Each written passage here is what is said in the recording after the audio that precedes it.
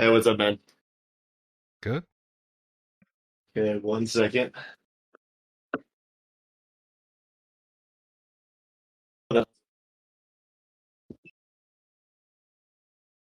Okie dokie. We were talking about taxation is theft, not theft or full, right?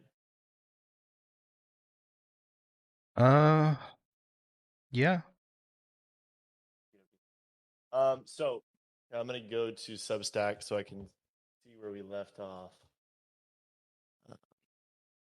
So if you could just summarize like what your issue, like one issue that you had with it, probably the most foundational, I so was that we can hoping go from actually there. you do that because it's been a while and you're very busy at work. Barely remember anything. Okie dokie. I'll just go look at it. Okay. I remember roughly that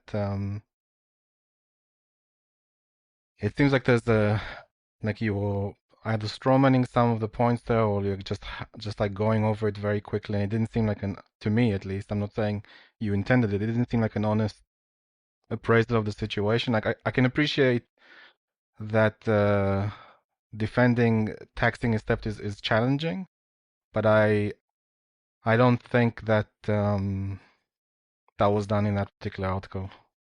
Well, so I mean, I just quoted from the libertarians. Yeah, I don't think you found a very good person to quote from, to be honest with Well, I you. mean, I could argue obviously against like an axiomatic property rights system, although I think that's actually far weaker.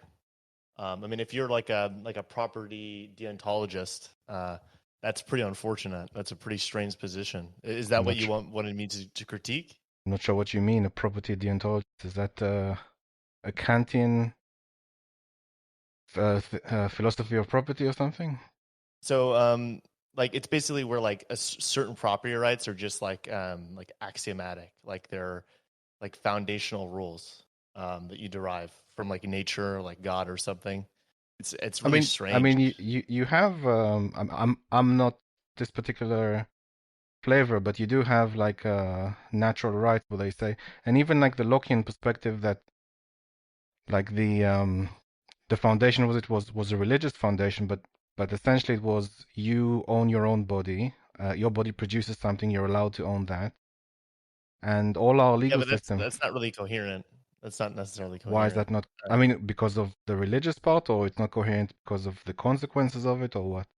Yeah, yeah. So like first, I mean, yeah, it's just like an assertion of a specific principle. There's no reason why we should necessarily like accept that. It's not like an axiomatic commitment. But Okay, second of all, let me go a step back. Let's see if you agree to this. Do you think so? You probably think that rights and laws they're not axiomatic; they're whatever society dictates, right? well, I mean, descriptively, yes. When it comes to like their actual ethic, like their normative character, I would say they'd be justified by considerations for utility. But just to clarify, part of the reason why I think, like, I do believe that people can be like deontological and they can believe in universal moral rules. I wasn't really trying to necessarily argue against that, but trying to apply like universal natural laws to property is really strange. And the reason why is because property is um, obviously a social construct in the sense that it requires an appropriation of nature, which is something I talk about there.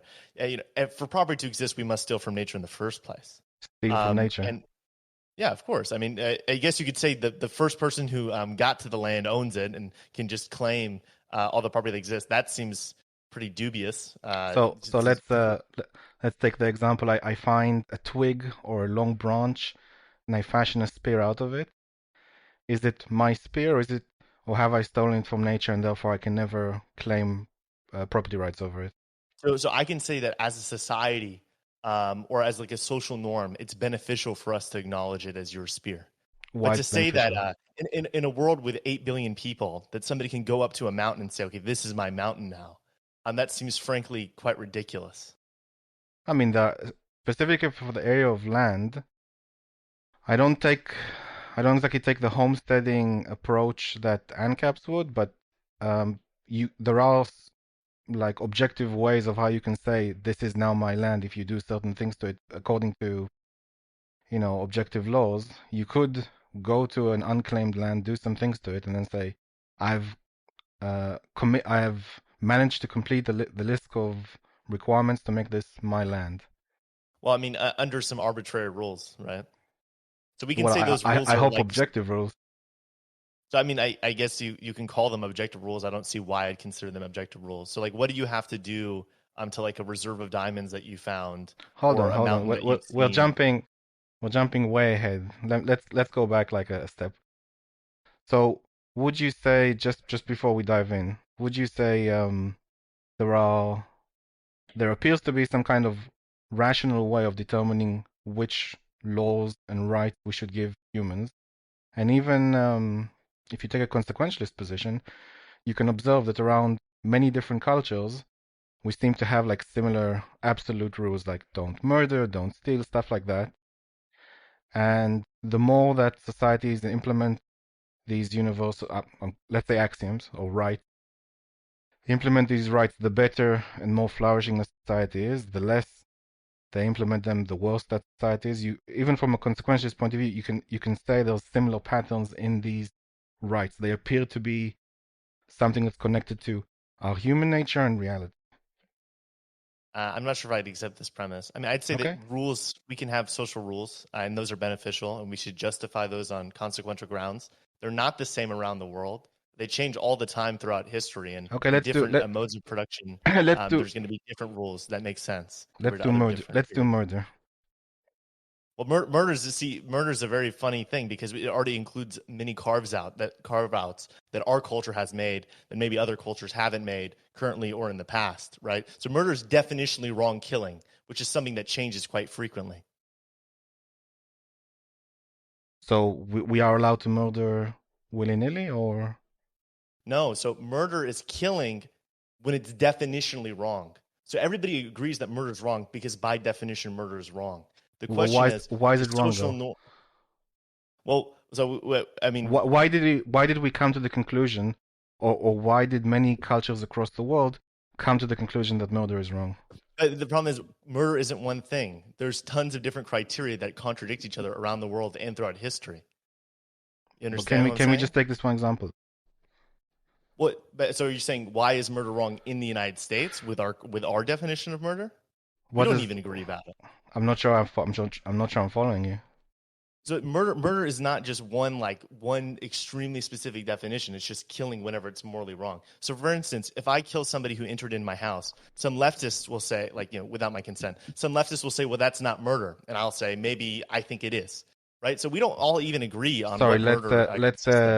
let's specify. If someone initiated force on someone and murdered. Well, but I mean, I could kill somebody. I can initiate force on somebody and Yeah. kill them, and it could still be correct, right? So if they're raping like my daughter, right? I'm initiating force, and they're dead. We wouldn't consider that murder. The point is that murder is very context dependent, and not everybody agrees on what it means. I mean, I think I removed to some degree, like, let's exclude self-defense here. So okay, now we're making very common cultural, cutouts in No, murder. I don't There's think still so. going to be education. Yeah, of course. I mean, most people in our culture would say that self-defense, like very, very clear self-defense, where like your life is at risk. Okay, then you can kill a person, and we consider that morally right. But I mean, to pretend this is like a very consistent principle, and the idea of self-defense is consistent among everybody, seems like obviously not true. It seems to me you're being hyper skeptical because I think for the vast majority of cases we would all agree that murder is wrong. And like Well, we agree murder is because it's by definition. I can add like self-defense. Someone was attacking me, I attacked back, and as a result they died. But it wasn't my intention to murder them. Whereas someone else, initiated force, they had the intention to murder something, and across different societies we agree that that is wrong. So I think you're But you're conflating taking two like a different hyper things. skeptical look at it. I think just stay with the generics for now. So I think you're just like conflating two different terms, and that's where the confusion is. So like Okay. murder is definitionally wrong. Nobody can say murder is good because that would just be a contradiction. But what your meaning is, okay, killing somebody unless it's for self-defense is wrong. That's your statement. And you're saying most people agree with that. Now, I'd say um, Can you maybe. can I you mean, I tell think me there's what definitely. can you Go tell me ahead. why murder is wrong though? Why is it definitionally wrong? Murder is definitionally wrong. Meaning what? What So murder is killing whenever it's morally wrong. Like that is the philosophical definition. on what grounds? That's just What like is that's just an justified? identity. That's Sorry? an identity. I'm not following. So like there's definitions for words. They don't have like grounds. That's just an Oh, the identity, right? So it's murder, like the like evil is bad. The word evil is bad. yeah. So murder is whenever like theft. Theft is taking when it's wrong. Um, right. So like you can say like I can't justify why theft is wrong. It just by definition is wrong. And I can justify whether a specific occasion is theft or not, or whether a specific killing is murder or not. We disagree on that, but nobody can disagree that murder is wrong because it's by definition wrong. Okay, so you want to take killing and then say killing isn't necessarily wrong Killing isn't always wrong, of course not. under the condition I stated, is it? So killing somebody when it's not for self-defense. That's Yes. and self-defense. Well, how are we defining self-defense? Just generalizing. Let's not. I think you get the gist here. I just want to cover some ground here. Is If killing somebody's wrong? like about to, if somebody's threatening my life, Yes. right? Killing them that's it's saying that it's totally appropriate for me to kill them is a good rule for society to have. Yes. So okay, so we said putting putting the self-defense aside, if someone initiates first force on you and wishes to kill you and wishes to kill you or kill others, that is morally wrong. Why would you say that is? Because that harms people. And I can get Okay. into like the Okay. meta ethics if you want of that. And is harming bad? Harming people bad? Yeah, harming is bad. Why? Harming is definitionally bad as well. Okay, let's but let's just stay with the moral, not the linguistic. um, I mean, I could explain to you like my philosophy just in case you're a little bit Yes, confused. please. It's not. It's What not. is It's good? not too What is good? complicated. What is bad in your philosophy? Sure. So I think like whenever we study like biological creatures, Okay. it seems that there's like this component of experience like that we can deem pleasure, like certain experiential states Uh-huh. that all creatures like enjoy, and they want to pursue those states, and they don't want to pursue the states they associate with pain. And so pretty much all of our preferences and decisions can be boiled down to associations of pleasure and pain. This is called psychological hedonism. There's a lot of literature on this. Mm-hmm. And so for individuals, it seems like what they want is pleasure, all good experiences. They want good experiences. They don't want bad ones. And so objectivity is impartial, right?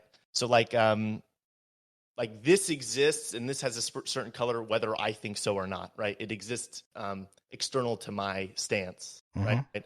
Like it's stance independent. So in the same way, objective ethics is stance independent, which means goodness, ethical goodness is the stance independent application of goodness. Personal goodness is pleasure. The stance independent application of pleasure is maximizing total pleasure for all things capable of experiencing it. Does that make So sense? that sounds like there's some sort of intrinsic morality outside of yourself, and the purpose of that intrinsic morality outside of yourself is to maximize pleasure for everyone in society. Is that, am I understanding that correctly? For all things capable of experiencing it. If there was to be an objective application, if we were to be impartial, Mm-hmm. that's what we would care about. Now, Okay, and I just have a you question, can sorry. go ahead, no problem. If feeling pleasure is good and feeling pain is bad, sometimes feeling pleasure is bad, and sometimes feeling pain is I don't think that's true. okay. Taking drugs feels good right now, but long term it's bad. It's bad Going because it to the gym, reduces my going to pleasure. the gym feels bad, but long term it's good. Because it reduces, so like taking drugs makes me feel good now and makes me feel way worse later, and it ends up making me feel way worse over time. Okay, but you didn't say over time. You said feeling you said feeling pleasure is good, feeling pain is bad. More pleasure gooder, more pain badder, right? So More yeah, that's in what I what mean. scope? Sorry. So if we put everything on one accounting metric, which is just units of pleasure, right? And those can be negative or positive. I Okay. want my life to have the highest number possible. Your life from now to when it ends. Yeah, like naturally speaking, I want it to be have as much pleasure as possible, right? So And we that it can be biased. and how We do can be you biased. Go ahead. and this is basically based on biological physical reactions to the world. This seems to be the motivational apparatus of biological creatures. So we to some degree like there's a very high level of determinism here. Like our body reacts to something, feels good, therefore we should do more of it, and society should give us more of it. So And if it, so it's like we it's not even like therefore like we should like we will like we want to experience pleasure. Like there's no like oh I just going to choose to not enjoy pleasure and not be motivated by it. That seems to be how humans operate. but And so I think pleasure isn't just physical. I think sometimes we enjoy stuff that's not physical. sure. No, so it's experiential. It's like what happens within your body. It's not just like sex or something, right? Right, but Um, I can read a good book and I can enjoy it, yeah, but yeah, exactly. that's not like a I don't feel a physical pleasure You from it. do. Enjoyment is an experiential state. It's like a pleasure. So like in your brain, you are feeling channeling certain neurochemicals. There's Okay, something happening. so if I came first in some kind of competition, is that is that Yes. ha- but I decided to go on that venture. I made the rational decision, the conscious decision to partake in that competition. But you no, we can actually measure. This is actually a great example. Like if you actually look at the reason why certain experiences are so rewarding, it's usually because of the emission of dopamine and oxytocin, specifically for Okay, physical activities. stay with me for a second before we get to the chemicals in the brain. I made the decision that I want to compete. If I didn't make that decision that I want to compete, then I wouldn't have done that, and I wouldn't have. And similarly, if I failed in that competition, I would have received negative chemicals or negative emotions from it. But I made the decision to participate in it, and it doesn't like how can I explain it? Because I made that decision, then my body reacted afterward. So I would disagree with that premise, but I mean it's not necessarily relevant. Like I don't think you exist, and I don't think you make decisions. I don't think either You of don't those think things I exist. exist to make decisions? Yeah, no. So like every single atom within your body is different by the time you die. There's not a single component of you that is the same I'm from when familiar. you're a baby to whenever you're. I'm familiar with that, but I do think there is a me, and I do But you think think there that is. I'm conscious of the environment. But you think you are. Well, I know I'm Um, conscious of the environment. but you don't, right? Because I am right now sitting, and I'm conscious that I'm sitting. Like I have senses telling me of my surroundings, and I'm conscious of it. I understand. I don't expect you to convince you of this. I Well, have to send you a reading. you're not conscious of your surroundings. So consciousness as a first of all consistent identity. That's one thing. The existence of consciousness is actually a separate thing. So like imagine if I made a clone of you, right? Hold on. I just made a clone of you. Conscious is It just, conscious of something. wait, so just hear me out. Okay. Imagine I made a clone of you, and I substituted them out for you in this exact moment. They would have all of your memories. Would they know that they weren't the same consciousness as you? Right? Because they don't have the same consciousness as you. It's a separate entity, right? I'm kind of not interested in these sort of hypotheticals like brain and vat similar. Well, I mean, so that's why I said I don't necessarily agree with the premise, but I mean, even if we accept some sort of like free will theory, which I mean, it seems highly dubious, but you know, let's say we have free will and we're consistent identities, it doesn't really interact with psychological hedonism. Well, to some degree, like we are still tied to our body, like our mind, our consciousness and our body are still tied together. So even if we wanted to have free will, we would still need to, look for food, look for water every once in a while because our body requires it to continue living. Well, the reason why we like water is because it feels good to consume it. We desire it, right? Well, no, Um, we would in this we particular feel case, bad. you would start feeling bad after a while and then you die. But if you choose to Yeah, die, you would do that. yeah. So we want to feel pleasure. We don't want to feel pain, right? So there's some people, especially like near the end of their life, they lose any desire to eat and drink, and the Hmm. reason why is because the hunger and the thirst don't really affect them. They don't feel the suffering from that necessarily, They and definitely feel the suffering. the suffering they get from eating actually is higher than the suffering they get from not eating. So they stop eating, right? I don't agree. I think that's kind of like What? retrospectively looking at the situation and giving it an answer to sound good. Well, I I'm not mean, sure I agree. wait a second. That's a really weird position for you to take. So you're talking about late life care. You're saying these people that say, "No, I don't want to eat. I really don't want to eat." It's like if you try to feed them, No, they're no, very I resistant I to it. I meant someone who decides to stop living. There's nothing in the world for me anymore. I want to end my life, and they just stop eating and drinking as a result. They will still So feel that's not what I'm talking hunger and about. thirst. Yeah, that's what I was talking. Oh, I mean, yeah, I was talking about like medical, just how it seems that, biological elements encourage our motivation. It's totally possible to think that the chief thing we want is pleasure, just biologically, and to believe that we have free will, so we get to choose what we do about it. I don't think that's true, but you can believe that. Those are totally compatible positions. Many people have believed that. Can I just try one thing before we move on? Sure. Can you do you believe that you can have a situation where you need to make a decision? In one of those situations, you're in a rush, you aren't concentrating very much. You make a decision and you go with that. And then in that same situation, instead of being in a rush, you calm down, you focus, you think rationally, and as a result of that, you make a different decision than the first. In Do you think that's possible? So I think if you rewind a specific altercation like this one 1,000 times, everything will happen the exact same. You think it would happen this if you think rationally or in a hurry, you'd make the same So, decision? like, I think if you keep fast forwarding back and fast forwarding forward, no one's going to make a different decision. Well, I disagree. Yeah, I mean, I think there's a socially useful idea that we are conscious decision makers, and to the extent the belief that we can make decisions impacts our decisions. So we It's know one of the many. we don't have any free will from your point. Of course not. I mean that's So you could say you can believe in cosmic randomness, right? So almost everything in the universe is cause and effect. Hmm. Laws of physics I interacting with each I other. still believe in cause and effect. I just believe this is like free will. The one I mentioned before is a type of cause and effect. No, so you think there's a cause that can constantly change regardless of external factors. So if you actually believe in cause and effect, you would be a determinist. That's the only position. But it's No, okay. There's an exception.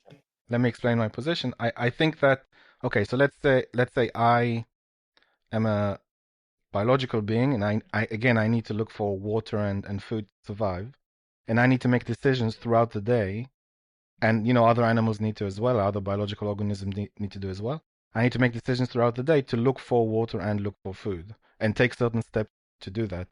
And I think that my ability to make those decisions is the type of cause and effect. Yeah, I mean, it seems highly dubious. Like any machine that you run it only runs one way. Trees, if you put it in a certain instance over I don't time, it think I'm a raises. machine. I don't think I am a Well, machine. you could think, right? You can think, okay, well, us biological creatures, we operate from different from everything in the universe. There is some sort of causal capacity for our brains to like if you actually believe in cause and effect, you believe that if you go back in time and you rewind evolution and then go forward in time again, everything's going to happen the exact same way. You believe that there's basically an instance of cosmic randomness, an extremely No, questionable and I don't think extremely I rare don't think I do. occasions happening in your mind every single time you make a decision. But I understand this is unintuitive to you, so No, I'm gonna. it's a lot more simpler than that. It's like I have the ability to focus my conscious attention on something, and that's what I can do. Is And then I make you, decisions about my surroundings from the information I get from my surroundings to achieve certain actions, achieve certain values and goals. I understand We are a what the goal-oriented concept. creature. I understand what the conception is. It Okay. just seems extremely dubious because you're not you're just there's tons of components of you. You're tons of neurons engaging with each other. Okay. Engaging with external objective forces, and all these forces are clashing together to Hmm. create an outcome. This is normal cause and effect. You're saying all these things are coming together, and actually, there's a huge branching path of endless numbers of different choices that any of these factors could produce. That's cosmic randomness. No, That's the theory. what I'm saying is basically if you have inanimate objects like billiard balls and another billiard ball hit another billiard ball, and then as a result of the first one hitting the second one in a particular angle with a particular force, and the billiard ball would move in a particular direction based on that cause and effect. But I think that biological creatures, because they need to make certain decisions to survive, to continue living, to seek food and water and a variety of different things, that is their type of cause and effect. If they don't take any actions and they just stand in one place and wait to die, which they can do if they choose to, then that they don't need to worry about making those decisions and looking for those things. It's irrelevant. Yeah, I think the problem is you're conflating, or you're pretending there's any difference between Yeah, the actual mechanics. animate and inanimate The, animate objects have some difference. Yes. no, so the interaction between neurons in your brain Mm-hmm. should produce one outcome. And I'm just going to walk you through the actual like thought experiment, right? So you say like we're in the wilderness, right? You're in the Sure. wilderness and you want food. Now, did you decide to want food, right? A thought pops into your mind, you want food. You didn't think about thinking that you wanted food, right? It just popped into your mind, right? Let me. I understand. Let me. Engage, I do please. need. I admit already that as a living organism, I need food to survive. So that is Well, it not pops something I into your have mind, right? well, that's not something I have control over per se. Like my body will give me like some sort of starving signal, internal signal, and then I'll have to say, well, I'm hungry now. I'm low on energy. If I don't find something soon, I'll have to start making decisions in my head about Well, what actions to take. But I so, would say this. so Let you have me to. let me give you to based on your wood scenario. I would say let's say I have three ways of interpreting my environment. Let's say I see some light and I see shadows, and I have and I get that sensory data, and I see as a result of those shadows, the shadows from the light look menacing, and I have three ways to evaluate. I can either calmly sit down and rationally say, look, this is shadows from a light source. I can either go investigate a bit further. They don't look like anything I've seen before, and they may be nothing. Second option is I can say, oh, the god of darkness has just come and attacked me, and I have to obey him. I have to now kneel before him, or I will die because I've seen the god of darkness now. Or I can say, let's just take This those is two a examples. modality problem. There's a modality problem. Well, So you're it's the way I make decisions. Basically, it's either just rational or just irrational. just please hear me out, because I think Sure. you're gonna understand what I'm saying, like if you actually hear me out. So like what you're saying is what you can do, right? You can do that, like physically, an entity in your position could do all those things. The question is what you will do. And so what I was trying to illustrate to you is whenever a thought pops into your mind, you don't actually write that thought. That thought just pops in. So it can pop in, I'm hungry, right? Mm-hmm. And you can look up and you feel like you should look up, so you look up and you're like, oh, what's that? There's some bright stuff over there. Oh, what's that? You think to look. You don't control this process. All the thoughts just come out into your head. You can't argue that you actually are the author of your own thoughts. It's like a So ridiculous position. my position is that I can control what I focus on. So can you control your thoughts? I don't think I can control entirely my thoughts. I think some thoughts come into my head, but I can control my focus. Yeah, well, I mean, honestly, Have if you can see one, you can see the other. So like right now, let right? let's well, you can use your example, but after you finish your example, I'll give an example that you may agree with. So yeah, you end up looking at the berries, and you think again, I want to eat those berries. I like berries. You didn't choose to do any of those things either, and so then you go over there and you eat it. Right now, you can't really choose in this instance to change the author of your thoughts. You can't rewrite them. It's really, if you want to defend that position, I guess you can. Like you can't say, well, actually, I choose to not like. I don't like blueberries. That's the thought that I don't want. I'm going to choose a different thought in this instance to pop into my brain. Did Because in I order for choose you to? to choose a different thought, you have to think about choosing a different thought. You have to think about the thought before you thought it, Yeah, I'm not which is an sure. endless cycle.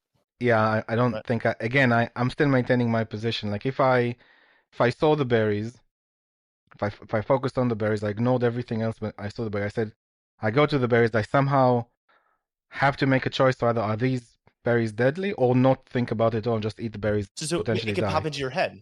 It pops into your head. Are these berries deadly? And then it pops into your head. Yes or no. It pops into your head. You Yeah. don't choose that. It pops in.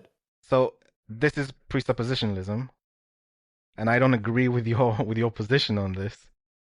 And again, I can try to give you a different example where you may agree with my position. What Would you was like it? to No, try? just tell me. Can you choose that it pops into your head that I think they're I, poisonous? I Tell me if how that so, operates.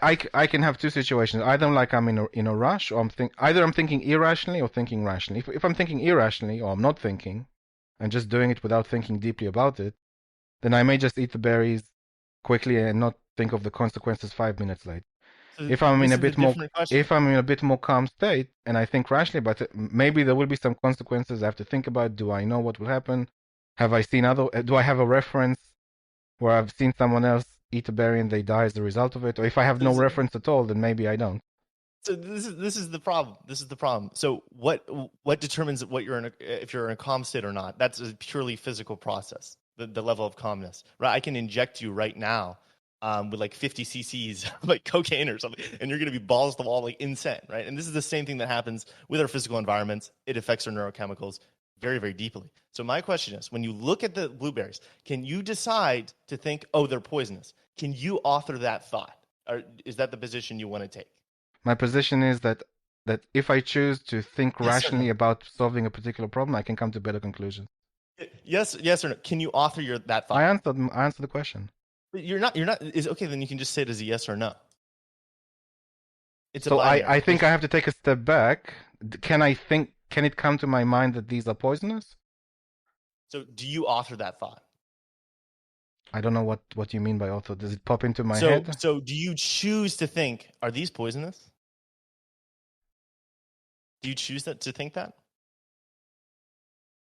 I think if I put myself in a more rational position, that will pop into my mind. So I don't know if I can say necessarily. I'm not sure on philosophy of mind in this particular case. But So I believe that if I'm calmer and more rational about it, that thought could come into my mind more easily. so the thoughts come into your mind and the thoughts determine your decision. And your level of No, I don't calmness think so. this is a orthogonal variable which you also don't have control over. Neither of the things we're talking about, either your thoughts or your state of being, are things you have control over. And So these are the part of the obvious ones. again, part of the decision process is if I'm thinking rationally during that How do decision you choose process to or be not. rational? Okay, well that's a good question. So we have like methodologies that I'm not going to go into it now, but you have the option of being rational or not. Being rational means you have to think more deeply, like you have to exert more energy, or not, or just But doing that it just like happens. without being rationally. But that just happens. You don't No, I choose don't that. think so. That I just do think I happens. choose that. Yeah, I mean, you think you do, right? The Yes, thought pops into your mind. Okay, maybe I should think about this can I rationally. give you the example then? Tell me what you think. A different I mean, example, like I sorry. like to stick with one example because, like, I I feel answered your like question. I answered your question. go ahead. Did you ever try meditation? Yeah, sure. What in your meditation, what is the what do you focus on? Tons of different thoughts pop into my mind. Who's who is the it that is focusing on stuff? Uh, the it. Yeah, what is making the decision to focus on? I'm not making that. You're presupposing a decision, Well, who right? There's no just when decision. when you're meditating, closing your eyes, there's no sensory data from the outside world, and you can either My choose to neurons. focus or not focus on something. Is it you that is there a you that's choosing to focus on something or not focus on something? Insofar as I exist, I'm observing thoughts that are popping into my mind. I mean, which is Okay, obviously true. My neurons are firing, and all my memories and everything within this brain is the product of biological and physical forces, and they're firing in objective ways. One cause, one effect. great, And I'm great. observing it. So a thought pops into your mind. You think about it. You say, I don't want to think about this right now. thought goes away. Another thought So comes into your mind. I don't want to think about this I right do want to now. think about. I do want to focus on this, and you Wait, wait, focus on wait. I don't want to focus on this right now. I didn't choose to think that either. That also popped in, right? no, So I don't want to think about that. Yeah, that's another. That's another thing. no, that's not. Do you want to say that you make that choice to not want to think about something? Sure, you can Okay. absolutely So, evade so something. how did you make that choice? Right? You had to think about it. You can't just make a choice without thinking about it. You think I can't evade from thinking about something? I don't want to think about it right now. It's too painful. No, so you can the desire and the decision, the thought. Okay, I don't want to think about this right now. Okay, look, Also pops in your mind. we're just going on presuppositionalism here. I'm trying to bridge to have like a bridge between us, but it's not gonna happen. So I think we Well, should I mean, just move on. it's because the free will position is that somehow there's some like spirit within us that authors these Ah, thoughts, so you think even I'm though religious? You think that agreeing with me means that you agree to a religious position? if That's why no, you're fighting it. if you're a physicalist, Hold then on, there's hold on. I right. So if I understand the hesitancy now. So I'm an atheist, right? But I, you think that agreeing that there's a conscious inside means you have to adopt like a religious position. That's why you're hesitant. if you're a physicalist, then your position is absolutely incoherent. The only positions you can have as a physicalist and being ideologically consistent are compatibilism or determinism. That's the Okay, only way for. I understand your position. I understand that. I understand where you're coming from. Let's move on.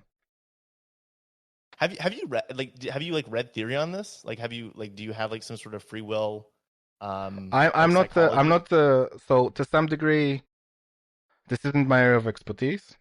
Like I would do more epistemology, and the rest I would like a little, and the rest I would do like economic.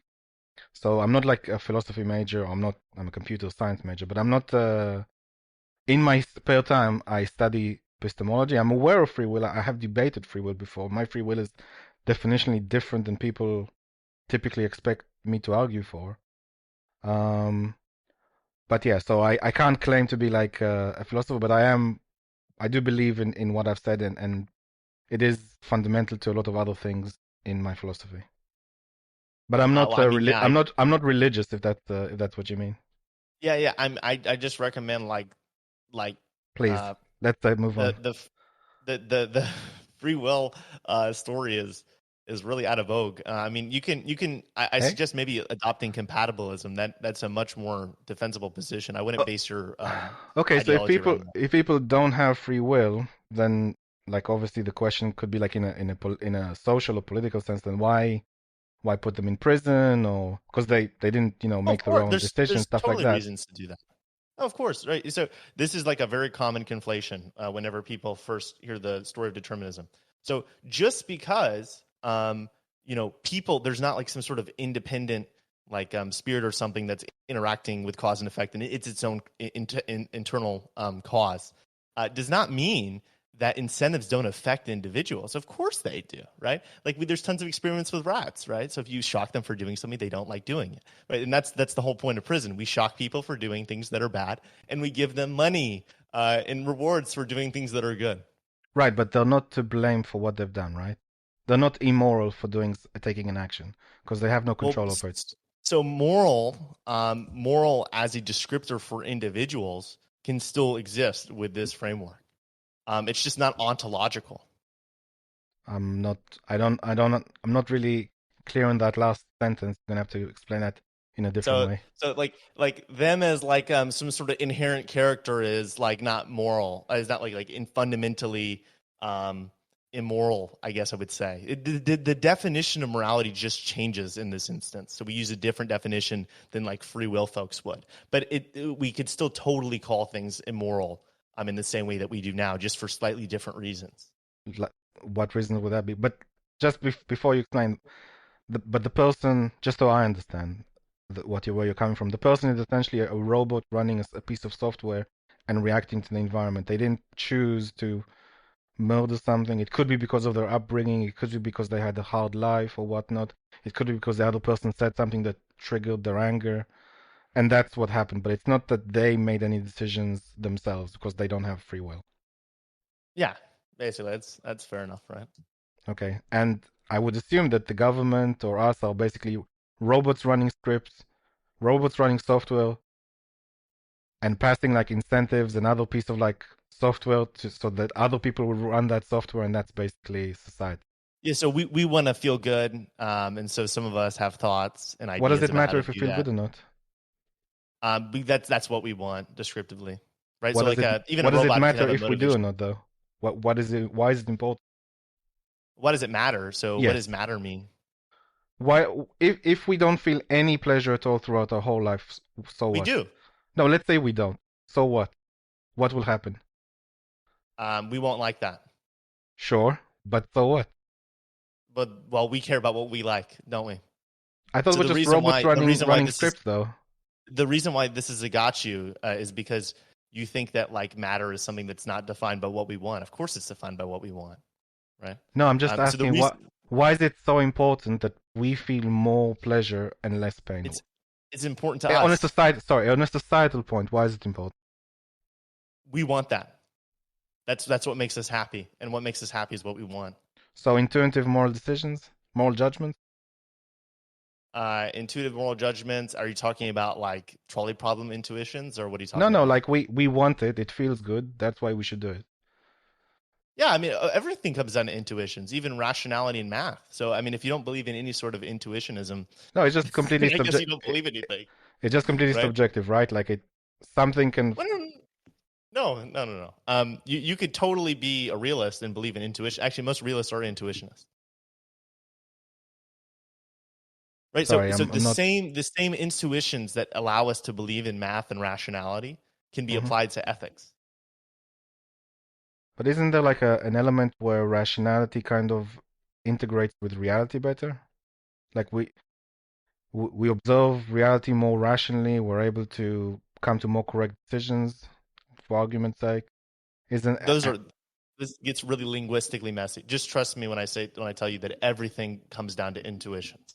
So your perception that there isn't a reality, the assumption that it is something external to you, that you can trust your senses, that you can interact with. These are all intuitions. You have right? no idea that they're true. So You just okay, so we're robots. We don't even know if we are here where we are because we can't exactly trust our senses. you feel like you can, right? And so that's good enough for us, right? What is the function of our senses then? Just sorry, thinking reasonably, what is the function of our senses? What are they supposed to do for us? I I don't think that's I don't even know if I can accept the premise of that question. Okay, let's say something external to you. Let's say you see a dog, and you can observe that that dog has a sense of smell. What's the function of the sense of smell to that dog? So whenever we look around, we assume that our intuitions, we feel that our intuitions are representing a real world that exists external to our minds, right? It's an intuition, and we believe it, right? And we have this No, intuition about what logic is. we don't. It's not an intuition. It's not intuition. We get sensory data that just we. It's part of our. It's part of our identity. It's part of our nature. This is There's a, who we are. It's fundamental to who we are. there's a no, this is really problematic. It is an intuition that this is real. It is an No, intuition. We feel that this is real. There's no way for me to prove this is real other than through my observations. I just choose to believe it's real. you don't choose to believe it's real. Your senses give you data about reality that tell you this is external to you, and you can touch it, you can see it.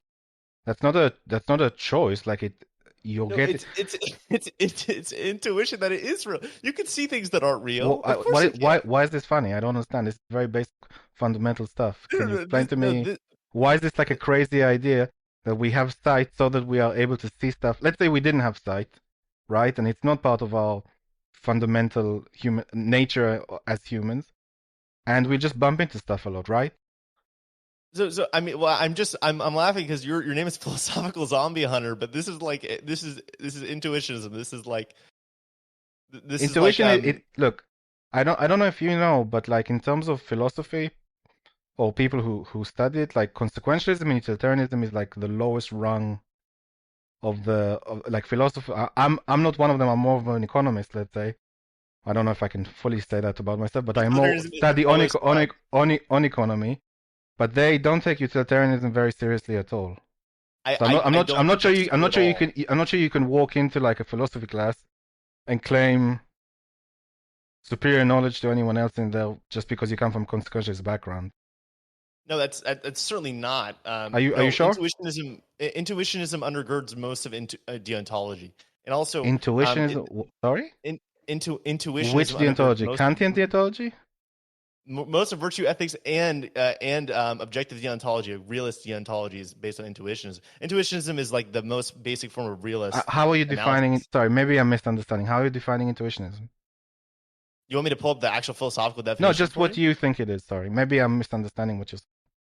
That our intuitions ultimately What undergird does intuition the mean? Like how we value things is an no, intuition? so like extremely strong internal feelings of like some truth value. Like we have to have that. So we have to like our feeling that the world that we see is a real world. That's extremely important, and we have to accept that intuition in order for us to interact with it. Our like I think rationality, you can't derive rationality because you have to be rational to do so. Our belief that rationality is true is an intuition.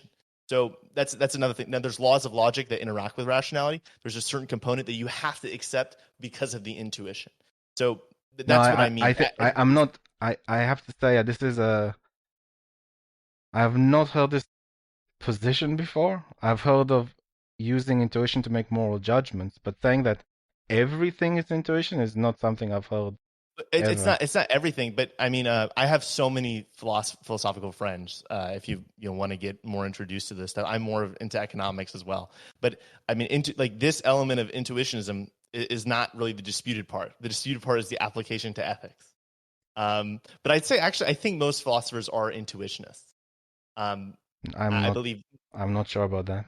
non Depends how you naturalists. define it. I suppose depends how you define it, but Well, I mean, you're not. I'll admit that this is a new position. Even like for the senses from a particular point of view, I can use inductive reasoning and come to the conclusion that my senses is true. Like if I want to How can you come to your come up wait? with an How can you come to your axiom, sense of if I want to come up with an axiom and say my senses are true, I can go through the process of justifying it, reasoning it, and then say, wait? okay, How, my senses are wait a true. second. Wait a second. Okay, okay. How do you know? How do you know logic is the path to correct analysis? How do I know logic?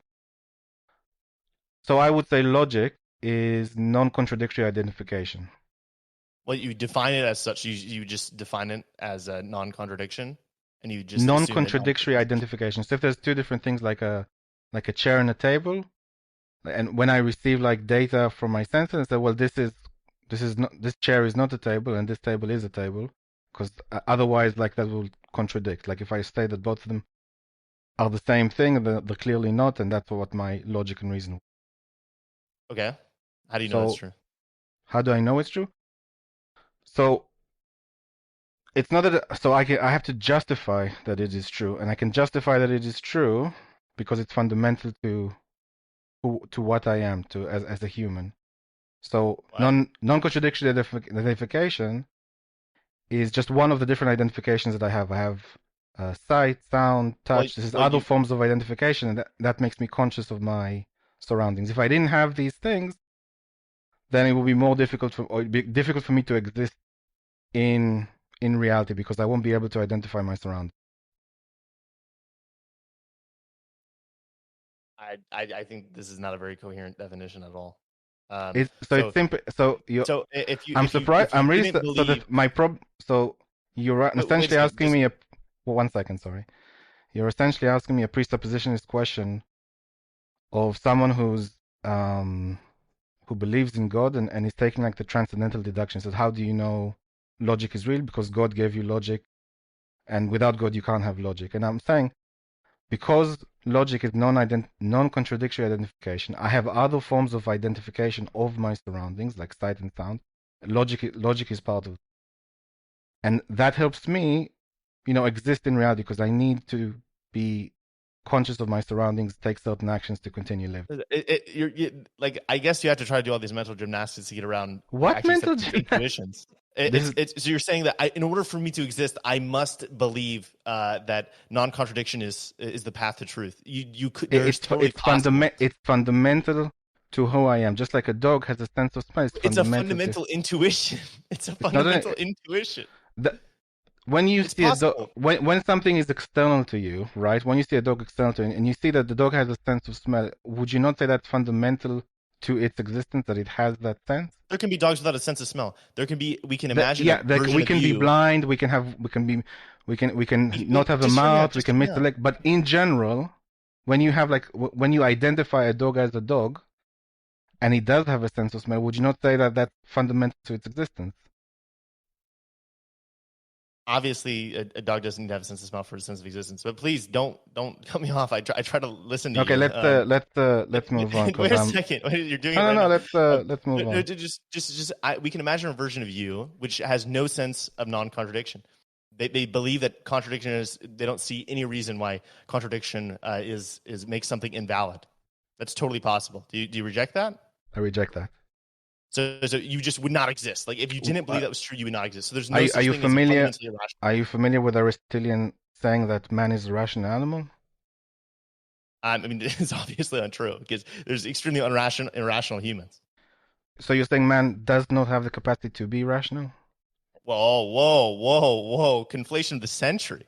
I'm saying that humans are not fundamentally always rational. You could be irrational and still be a human. Yeah, humans But don't even fundamentally that identity always doesn't open. even matter. Humans don't always open their eyes. They can sometimes close them, but they still have the capacity to open their eyes and see the outside world, right? So are you saying that if a human didn't have the capacity to open its eyes anymore, it just wouldn't exist? No, I'm not. What if it had no eyes? Then it would be a limited human. It would have limited Okay. sensory data So from we can the imagine a environment. limited you that doesn't have this capacity Then I think I'd be a vegetable if I didn't have the capacity. to be rational. I'd be Okay. like I mean, I don't care. I'd be I like don't care lying what in you would. bed or something, or I don't know, like my. Wait, I you I'm could not sure. I think I'll be a vegetable in some kind of hospital if I didn't have that you capacity. could be deeply irrational and your brain can still operate, but and it doesn't matter what you identify it as. It's totally conceivable. It's not a justification. But hold on. You don't think in general you can say that a human would have the capacity to be rational, have sight, sound, eyes, ears, sense of smell, sense of taste, stuff like that. That's not I like think an these are identity. characteristics that many humans have. I don't see how this relates at all to the justification for it. So you could say humans have this characteristic, right? Humans Yeah. have the characteristic of believing that non-contradiction is important for truth. I'm saying that's an intuition. This is a super common thing among humans. Almost every human has this. We call it an intuition. Now we can't derive it using any sort of rationality because we have to use non-contradiction to get it. It's just a feeling. No. Okay. I'm gonna invite you to a server where I guess they could try to explain this to you better than me. Look, the thing with the metaphysics is to some degree like I won't know it as well as someone else, but that's why I'd like to move on. But even on this fundamental level, I disagree. You need to be able to concede on some of these points, but like you're like you can't defend this position. Look, we're going into an area. I've said what I've said with God, that these are part of the identity of being human, and these are fundamental to humans' existence, to have these characteristics. The nature of you. You know, like the law of identity, right? I hope you agree. Or was that an intuition as well? The law of identity is 100% intuition. Great. Of course it is. So can I just say, the law of identity, right? You're saying it's intuition. Is it an absolute? No, it's not an absolute intuition. I didn't say it's an intuition. Is it an absolute law of reality, of existence, of the universe, however you'd like to phrase it? I mean, and how we perceive it. I don't know. Like you conflate a lot of things whenever we talk. Like the terms. Okay, to be fair, like I'm not strong in this particular area, and I'm trying to like explain. I won't be as good explaining this because it's not really my like I understand it. I may not be good at explaining it very well, or maybe good to use it in a sentence to a particular example. But I'm just trying to say, like, so the laws of logic in the universe, are they real or are they intuition? Uh, so the intuitionist position would be that you can. So our perception of a real world is an Yep. intuition, and then you could describe the laws of logic as fundamental intuitions, which would make them real under those definitions. This is a linguistic Sure, thing. sure, An intuitionist. but if other people around the world, let's say one person on one side of the planet, another person on the other side, uses the laws of logic to solve a particular problem or to take a particular action based on the results of using the laws of logic, would that still hold? Because is it the case that the laws of logic exist outside of us and can be replicated from one person on one side of the planet and to another person on the other? I mean, surely the laws of logic can be applied by multiple different individuals, and the fact that it's a commonly held individual intuition implies its objectivity. Oh, So sure. so it's objective because many people hold the same belief. Well, it seems like the intuition is so fundamental, right? So it's actually really funny how your position actually integrates very well with intuitionism. It's just So that some of the I'm asking definitions you use. you if like many people subjectively experience something, therefore objective. That okay, that's not what I'm saying. I'm asking you, is that the case? So we would say if it seems that this conviction is so universal, Mm-hmm. so as to be among basically every single human that we've seen with like any mental capacity to actually communicate, like enunciate themselves, then we could say, okay, this is probably just it's called phenomenal conservatism. It's the idea that our strongest intuitions we can assume are indicative of some sort of universal truth that exists outside of us. So I'll phrase it. You tell me if I phrase it correctly. So we observe the pattern. Let's say Aristotle came up with the laws of logic, or his particular version of laws of logic. He noticed a particular pattern in the universe. He observed something. He applied rationality or a particular method I'm saying, but you don't have to agree. He applied a particular method of observing using his rationality, and he discovered a pattern in the universe that's been true for 2,500 years after his passing. I'm not really sure what specific. So you're saying like all Do the you laws agree? of logic he contributed? Sorry, what did you say? Can you repeat that? Are you saying all the laws of logic he contributed? He discovered, he noticed patterns in reality outside of. He observed reality and he noticed patterns using a certain Like method what? of well, the laws of logic, and concluded these laws of logic. So you would say that he's so the laws of logic that he contributed specifically. Um, so I think I'm not super sure about which number of the laws of logic that exist he contributed. I'm not positive about it. But Let's say one. He found okay, a particular law of logic, and it's held well for 2,500. Everyone who uses yeah, it consistently gets we could test it based on our intuition that the world is real and the scientific method. We can test it, right? Mm-hmm. And it seems true to us, to our strongest convictions.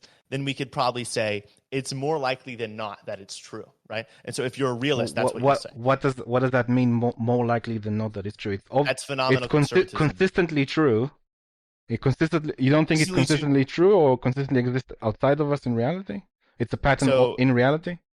so the seeming of truth, is what we're talking about. Right, you don't That believe is an it's all intuition. intuition. You don't believe that we can know for a fact, right? Well, how could we know something for a fact? Never mind. I'm not going to get into that right now. But you don't. We can't know for a fact, so it's more likely the possibility is high, but you can't say for a fact that it exists outside of us, even though it's replicatable billions of times since his passing. Well, so replicatable in the world as we observe it. Yeah. Right. So absolute knowledge is obviously something that we can't have. No human can have absolute knowledge because I'm not saying we're omniscient. sure. Well, we can't be absolutely sure of anything because there's constraints. Oh and God. we can't be fundamentally sure of the accuracy of our perception. Can we be certain? It's possible for you to exist in reality. You're perceiving a reality that is just not correct, Great. But right? can we be Do you acknowledge that? certain? Can we be certain? No, Can we have contextual certainty? I don't know what you mean by that. A certain in a certain context, we've done everything we can, and we're certain that something in reality. It depends on our definition. Well, I defined it. So, well, you define certainty, right? Oh, So there's how can in your well, what would you understand if I say certainty? so there's different modalities of certainty. So there's different definitions of it for in different contexts, right? So one is like, since I don't believe that we can ever absolutely know that our perceptions are accurate, I'm going to say that any perception we have, we can never be absolutely sure. We can only be, it seems very likely, right? So there's a different definition of certainty, right? Because since nothing can be certain, then the word loses its meaning, right? So we could say that given that we believe, we accept our fundamental intuitions, like logic and of our perception of the world, then if we accept those, then we can be certain, right? And so then I would, that's the definition that I think is more useful in this context, and I would say yes with that definition. You So understand what I'm saying? we can achieve certainty We can achieve under certainty those. under that definition, yes. Okay. Okay, let's get back to the main topic then. I really don't think, actually, upon further review, you're going to disagree with me. I'm not the best at explaining these things in like the, I guess, easiest to follow way. I interact with like a lot of philosophy nerds, so sometimes I understand the lingo I may use is really strange. But I'm going to invite you to a Discord server, and they will definitely explain this much better than me. I think you'll end up agreeing with it because you seem like a very reasonable person. Thank you for And that compliment. it can be compelling. Yeah, it is. I'm not reasonable. I'm highly disagreeable. Well, you're highly disagreeable, but I also think that you want to believe believe what's true, and you have a capacity for reason. So maybe in the moment you may just disregard everything I say and have a strong conviction that it's absolutely wrong. Right, back to the economic, taxes or theft or whatnot topic. Yeah. Dancing around Does it irritate you? existence of the universe almost. Sorry? Does it irritate you that I smile like No, incessantly? go ahead. Smile away. Okay. It's not this is not like some sort of debate tactic because there's nobody watching. I just am naturally like this. Hey, Yeah. probably a good outlook on life to constantly smile. Let your smile be your umbrella. Amazing. See, yeah, this is always how I've been. People think I'm like trying to be mean. I'm really I enjoy it. Anyway, so yeah, taxation is tough. So you want to raise your. But bear in mind, sorry, just can I appreciate if you can appreciate my position is that I do believe that there are universals out there, and I'll try in this conversation to tweak my explanation to a consequentialist, but just bear in mind that I do believe there are things like human nature, there's things like humans, things like human nature, and that certain rights and laws correspond with that. I mean, I would say I do believe there's humans. I do believe there is human nature. I would also just say that there are certain rights that almost always seem to produce very good consequences. Okay. Like property I just rights, wouldn't yeah? say that they're like property rights, right? Yeah, I think they're context dependent. Context dependent, sure. okay. Yeah. Okay. Yeah. Let's talk. Hit me. I would just say that in the case of our society, it seems like it's not the most utilitarian thing to define property rights as one where the mechanism of taxation is, just always going to be inherently bad. I don't think it's a good idea. So if let's just argue, I'll argue as a libertarian just for argument's sake. I'm not exactly a libertarian. I don't agree with some of the things, but I'll argue just for the sake of it, so it's just easier. Sure. So we say we have property rights. Say property rights are important for for a variety of reasons, which I'm sure you would agree with. So I'll skip that. Why is it okay for a government to violate our property rights and tax us, so on and so forth? So I would say that taxation is just another assertion of property rights, and I think it's an appropriate assertion within certain confines. Sorry, whose property rights is it asserting? Social. Oh, society has rights on your property. Well, your property. That's begging the question, right? Sorry. Um, So for my understanding, say it's not actually your property. Like 50% of your property belongs to society. I would say that nobody has any like inherent property. We're defining property rights in a way that is maximal to utility. So we're going to choose how to do that. That includes a lot of private property. I think private property rights are super important. I think the government does a lot of really bad stuff, but I don't think the optimal level of taxation is 0%. Okay, Right? but stay with me on the individual right before we move to the rate of taxation. Um, so it seems to me to some degree that I don't really have clear or maybe at all property rights depend on how society views it. So I can't expect that if I work hard now, I will receive what I worked hard for. I mean, well, it does depend on how society views it, obviously, because they can change your tax rate now or Yep. change regulations, right? So I'm in a kind of a state of limbo, whereas what is mine and what isn't mine, I don't really know. Well, we never know, right? Even in anarchism, people could choose to not respect the social norms about property. Right, but sorry, I mean if I'm whittle a chair, a wooden chair, and let's say I go someone across the street called Bob, I sell Bob the chair, he pays me this money. I don't know how much money I can keep from me working to make the chair and selling that chair off, right? Because it can change, it varies. It's not necessarily I mean, mine. I'm not really sure. well, I mean, you can know the tax rate you pay now. I guess they could implement a wealth tax later and get you again. I mean, you can never be Wonderful. certain yet. Yeah. Okay, I mean, that's so bad. I don't think they should do that. But like, we never know, right? don't you think that like a degree of certainty of, well, it's not that it's ever changing, but don't you think like that if I get to keep more of what I do in terms of taxation, would that help me? Like I would feel Sure. more pleasure and less pain. Sometimes, sometimes it would help us with pleasure to not tax, right? I Well, think many times. just from from egoistic point of view, Oh, sure. would You I? never want to pay taxes. Yeah, sure. You never want to pay taxes. Okay, so why is it okay for the government to even do that if it's causing me more suffering and less pleasure? Well, because I mean, the government chose those property rights in the first place, or society. It could be No, norms. It could just be. stay with me here. Why is it morally okay? I mean, I know it has the option too, because it has the monopoly of force, but why is it okay? From my point of view, why is it okay for the government to do that? Well, so the problem is, I'm not saying just descriptively. I'm saying that the property rights, like the ideal property rights, morally are determined by consequences. Sure, So, and the consequences for me is but that you don't look I at the have consequences less. for you. Well, but I am looking at the consequences for me. But you're we're not egoists, right? We're consequentialists at the like social level. We're impartial, right? So like, ethics is not determined by what you like, right? Like I like it if I could kill my worst enemies, but that doesn't matter. That's still wrong, So right? I think so you agreed before that, feeling more pleasure and feeling less pain is something that we like and we want.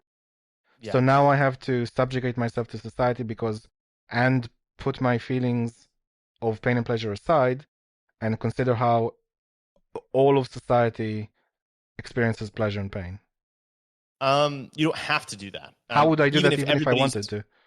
so, I mean, even if everyone's egoistic, Yeah, it's everyone is they're egoistic, but go on.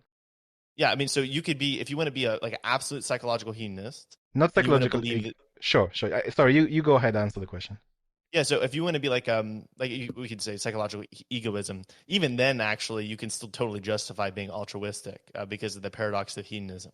So it seems that actually thinking about society and thinking about others leads to more pleasurable lives than ones where you're like super self concerned about keeping as much as possible for yourself and doing as well for yourself, right?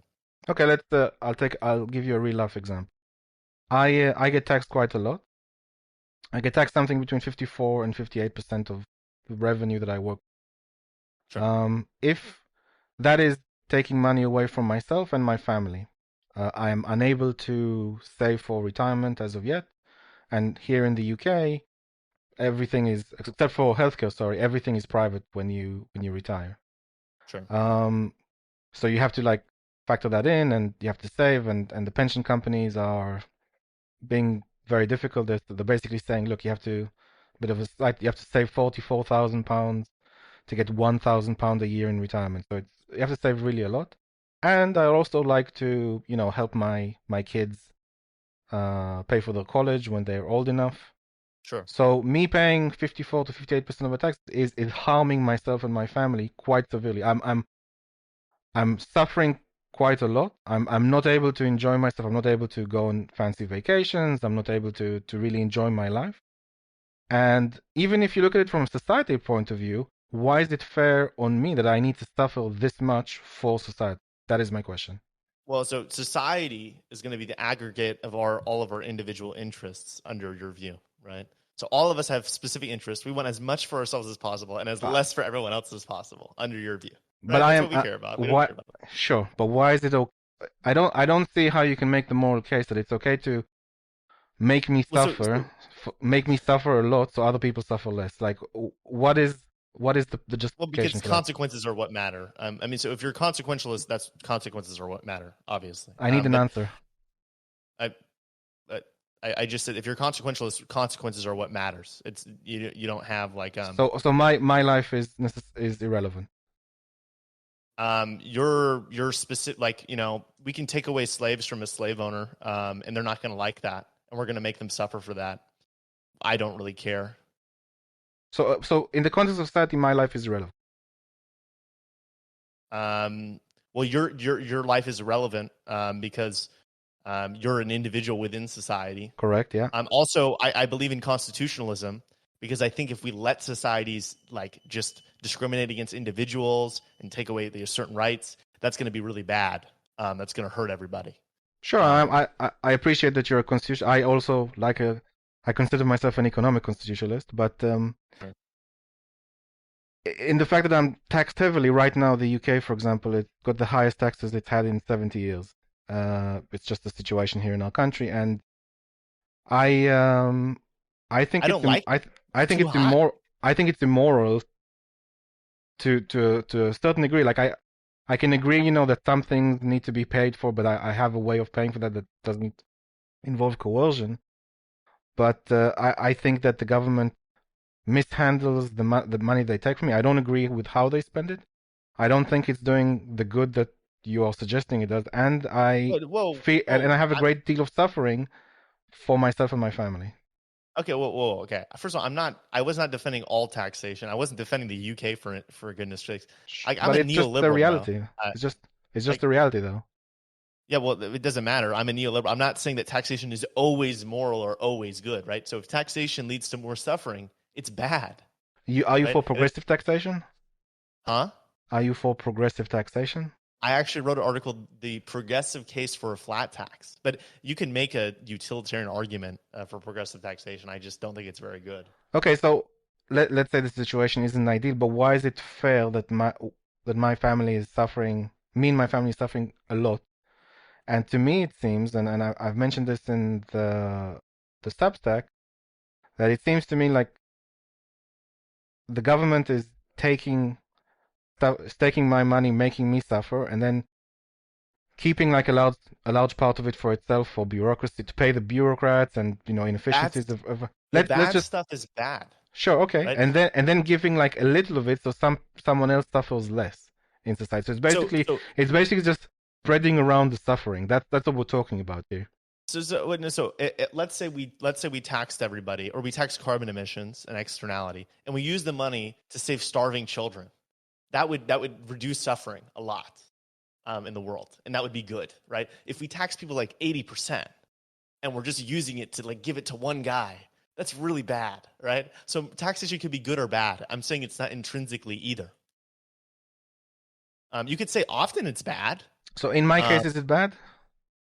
So I guess we'd have to look at line item pieces of the budget, right? I'd say your level of taxation and the level of current funding, like maybe if they reduced their spending and reduced their taxation, they could do it by a certain amount, and it would leave everybody, or it leave society in general better off. It would reduce suffering. I think there's a lot of inefficient expenditures that they have in the UK, and they could afford to cut taxes a lot without, making society much worse off or anything like that.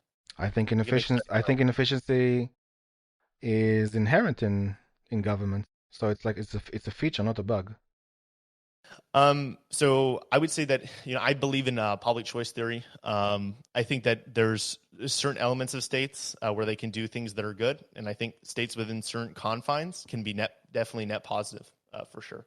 But So there's states and certain structures where they can be net negative, I guess. I mean, I guess it depends on what our counterfactual is.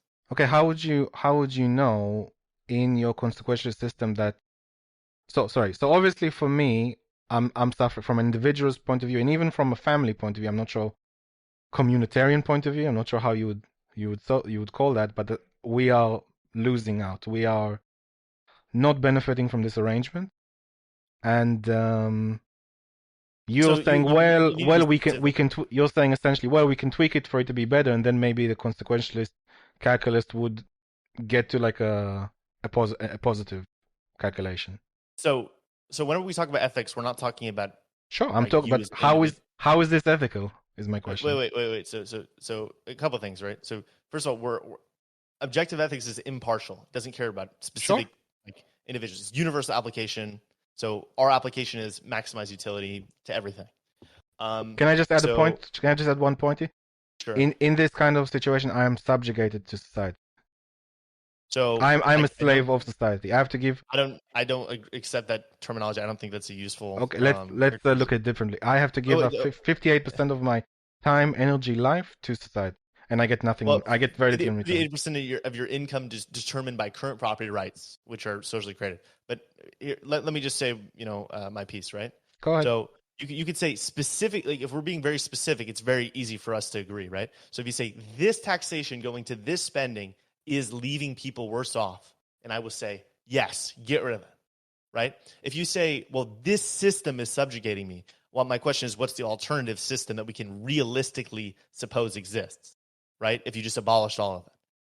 And that gets into it's really hard to parse that because we have to make a lot of assumptions. So I'm trying to be very specific so we're not making any crude generalizations.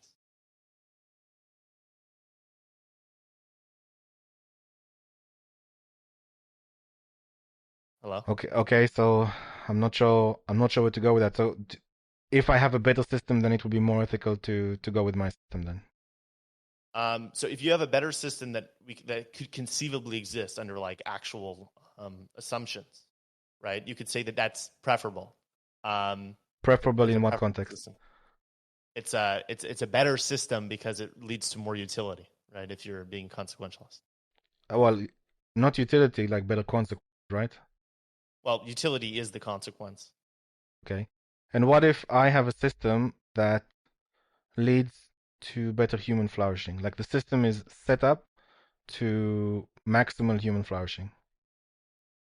Sure, that's a better system. And you could say compared to this system is really bad compared to that one, right? And I could say, well, okay, do I think this system is better? Do I think it's realistic? Whatever, whatever. But yeah, that's pretty clear, right? Okay. So would you like me to convince you of my system? Because I don't think that this system is working. Even like I appreciate that you're a neoliberal. Even in this kind of situation right now that we caught ourselves in the UK, we can't borrow. I don't know if you've heard what happened the last couple of months, but we can't borrow a lot of money at the moment. We're not doing quantitative easing. We're doing quantitative tightening. There isn't enough money for spending. We have to ease off spending slowly. We're still borrowing a little, but we haven't cut off spending that much. And we have very high taxation, high corporation tax, high income. Yeah. The income Well, hasn't corporation tax is 21, isn't it like 25, 19%? 25. Will be Oh, it 25 in went back April. up? Will be 25 in April. Oh, okay. Gonna have to take my word for it. Income tax hasn't changed, but the brackets have changed, and obviously we've had inflation with the brackets being the same. Or the brackets has gone down, so like more Yeah, it's people. going to be, it's 19% till age. I'm just glad I remember this properly. I studied taxation. That's the only reason why I thought it was interesting. Okay. Um, yeah. Uh, So you want to talk about specific things you want to do, and we can agree or disagree. Yeah, sure, that's fine. well, so like we both want like a system of human flourishing, right? Yeah, that's what I care You about. translate it as better outcomes. I'll translate it as uh, it's like a proper system that considers human nature and human and individual rights and so on and so forth, and the result of of the system would lead to the maximum amount of human flourishing. Well, so if we care about maximal human flourishing, that's Yes. like that's we should just talk about that specific thing, because if we start introducing like deontological property rights, we're just not going to be able to I'm not a meet in the deontologist, middle. though. I'm a virtue ethicist, if anything. Okay, that's interesting. Thank Yes, you. can we just like use? Can we just talk about human flourishing? Like that's the only thing we care about, just so we don't get like confused. Sure. Sure. If I'm not sure how to enter the how to start it, but let's say, you know what virtue ethicists are, right? Yeah. Wait. Oh no, we're gonna talk about that now too. That's a No, no, really but long. like, but basically, like, they have like a set of virtues and they try to be virtuous, or you can say they try to be the best version of themselves. Sure. So if we have a society where everyone's trying to be the best version of themselves, and we have a system of governance that enables them to do that, like removes the barriers for them to achieve that, would that be a good society in your opinion? So I would Based just on what say I've said, based on what I've said, no other that. information. So I would just say like if it means like giving them as much freedom as possible, I'd say that that would not be the ideal society, because sometimes freedom can be problematic. But generally speaking, giving people more freedom is good. But that can be both positive and negative freedom. So I'm essentially saying negative freedom and not positive freedom from the government, but there can be like various mechanisms in society where people help each other. Yeah, so I think there's definitely cases where like negative freedom is not utility maximizing. Oh, can you expand? Yeah, so I mean, I think a society where you can use the famous coconut analogy. You ever use that? You ever heard that one? Coconut Island? Yeah. Can we not use fictional Well, I fiction mean, well, situation? it's super relevant actually. That's actually a really great How analogy. is you're saying it's a realist? Because I would say that analogies or metaphors are supposed to get like the gist of reality or the summary of reality in the hypothetical and not be like completely devoid of reality. Well, I mean, of course, it's not completely devoid of reality. A lot of It is. property in its current distribution, specifically land, is a monopoly. And so even Do if people were mismanaging it, they can't be outcompeted out of owning the land. do you think land is necessarily important nowadays? It doesn't. It used to be the case that land was super important. I think nowadays, like you It can get becomes more rich. important You every can year. can you get wealthy from owning land, or can you get wealth, or would you get wealthy from typically nowadays from other mechanisms? Because I think that let me put it in a different way. Yeah, let's say I'm not saying that land is completely without value, but I'll say the following: we've had land and manual human labor for most of human existence. So let's say 100,000 years, 50,000 years, depending how far back we go. But only in the last 200 years were we able to generate a high degree of wealth. So I'm not saying that land or physical labor are completely irrelevant, but it's not obviously not like the secret They're sauce that generated the amount of wealth we have now. well, they're prerequisites, right? So But you but you can't but have all but this it's not wealth it's without not labor. it's not the core secret sauce that made us jump like considerably more wealth because we've had it for I mean, ages. yeah, but it's a prerequisite, right? So if somebody controlled all the labor, that would be bad, right? So if somebody controlled all the Can land, well, then no one nobody else control? can do anything. Okay, so again, It's how a have we had prerequisite. how have we had all this wealth in the last 200, 250 years, whereas It's before we've had tons of land, lots and lots of land, lots and lots of resources from the land, lots and lots of humans doing physical labor, but only in the last 200, 250 years have we had a huge well, jump in wealth. it's the deployment of land, labor, and capital together. So we have more capital, but we require the land and the labor to deploy it, right? We I don't think have I just think you're missing machines. I think you're missing something there. We don't just have factories floating in space with nobody interacting with them. Stay stay with But stay with the example. I'm not trying to be obviously we still exist on land and we still do things physically, but I'm saying this isn't what created the wealth. Like it's not the it's not the secret sauce. it's a prerequisite. It's a Okay. prerequisite. So without the natural resources Okay, interacting, so there's how like did to we say like, oh, it's just capital. so you're saying we managed so how did we manage to get so rich in the last 250 years in your opinion? So we used natural resources and labor, and we allocated it to create specific capital that we deployed on land with labor, and we're doing it today. So And have we not land is done a have we not done that component. before? Oh no, we formulated more capital than we had before How did we using formulate more land. cap? Have we not done those things before? Before we We've were done rich? more of it. We've accumulated more capital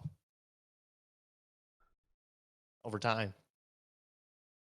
That's growth. But we've had like a hockey stick improvement. It wasn't over time at all. It wasn't linear.